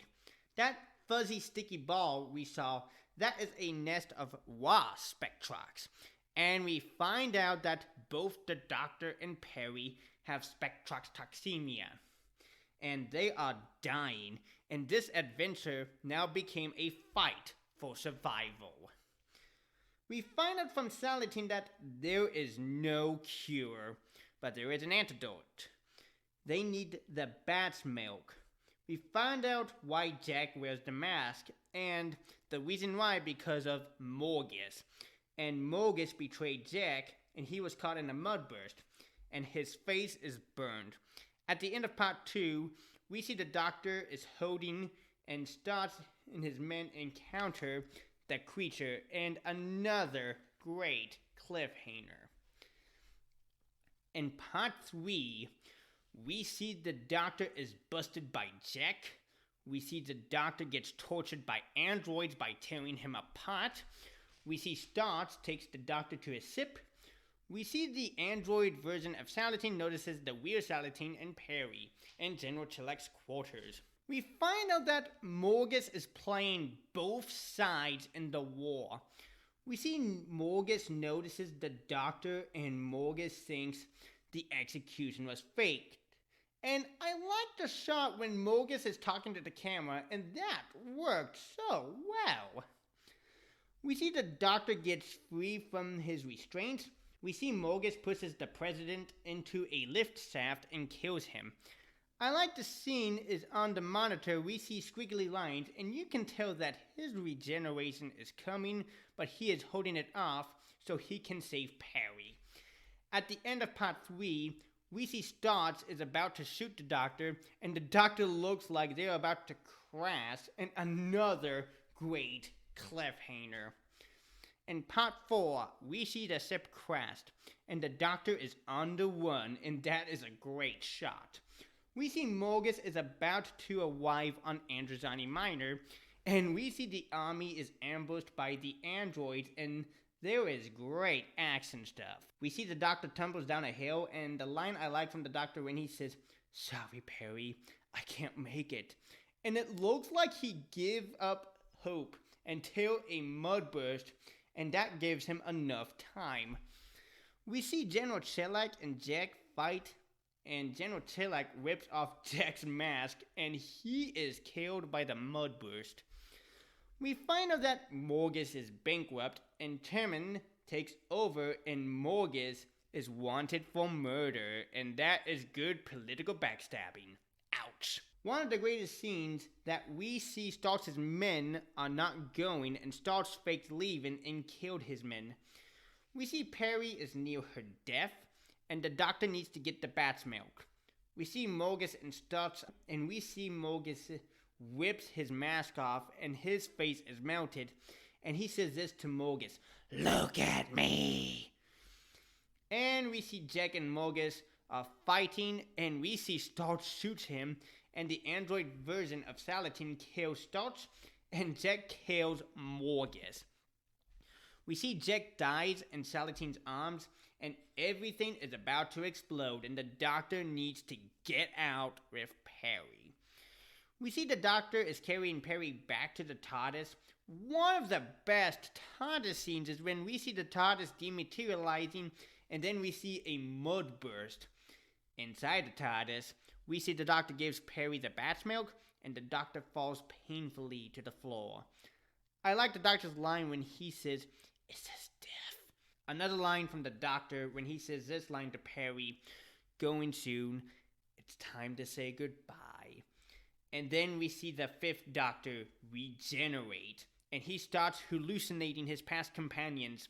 Tegan, played by Janet Fielding, Turlo, played by Mark Strickson, Chameleon, voiced by Gerald Flood, Nyssa, played by Sarah Sutton, and Adric, played by Matthew Waterhouse.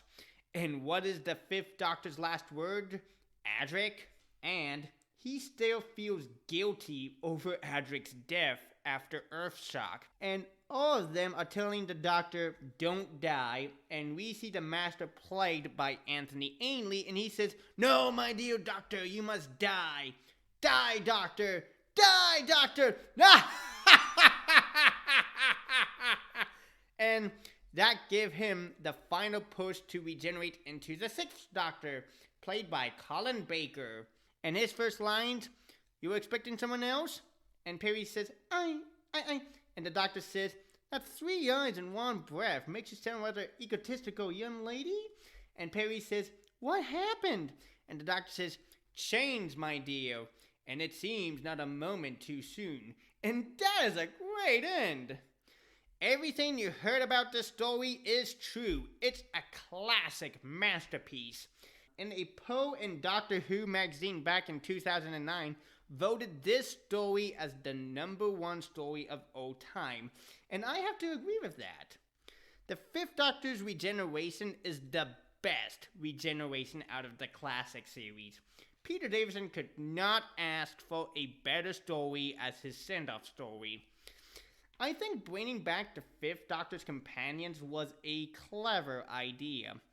According to Josh Snails, before the story went into production, John Nathan Turner believed that someone in the production office was leaking information, and to confirm his suspicion, he changed the storyboard to the Doctor's wife. I remember I watched a review on Resurrection of the Daleks by Mr. TARDIS, and he said the Fifth Doctor is a good person, but he beats himself up about it because he can't be a better person. And the Caves of Androzani proved that the Fifth Doctor is a better person. The Fifth Doctor is a true Doctor in this story, and how many incarnations of the Doctor do we see lay down a life to save a companion? This Doctor. Peter Davison is on top form as the Fifth Doctor, and Nicola Bryant as Perry gives a great performance. Christopher Gable as Sarah's Jack is a great villain, and he has a menacing presence. And the cast is really good. The music by Roger Lim is dark. The script by Robert Holmes is top-notch. And the direction by Graham Hopper is top-notch great. And it does have an action-packed feel. So, that was my top 20 classic Doctor Who stories. And I wish I could put every classic Doctor Who story on this list. But how about this? If there is a classic Doctor Who story you want me to review, leave it in the comments. And don't forget to like, share, and subscribe to this channel. And I will see you all next time.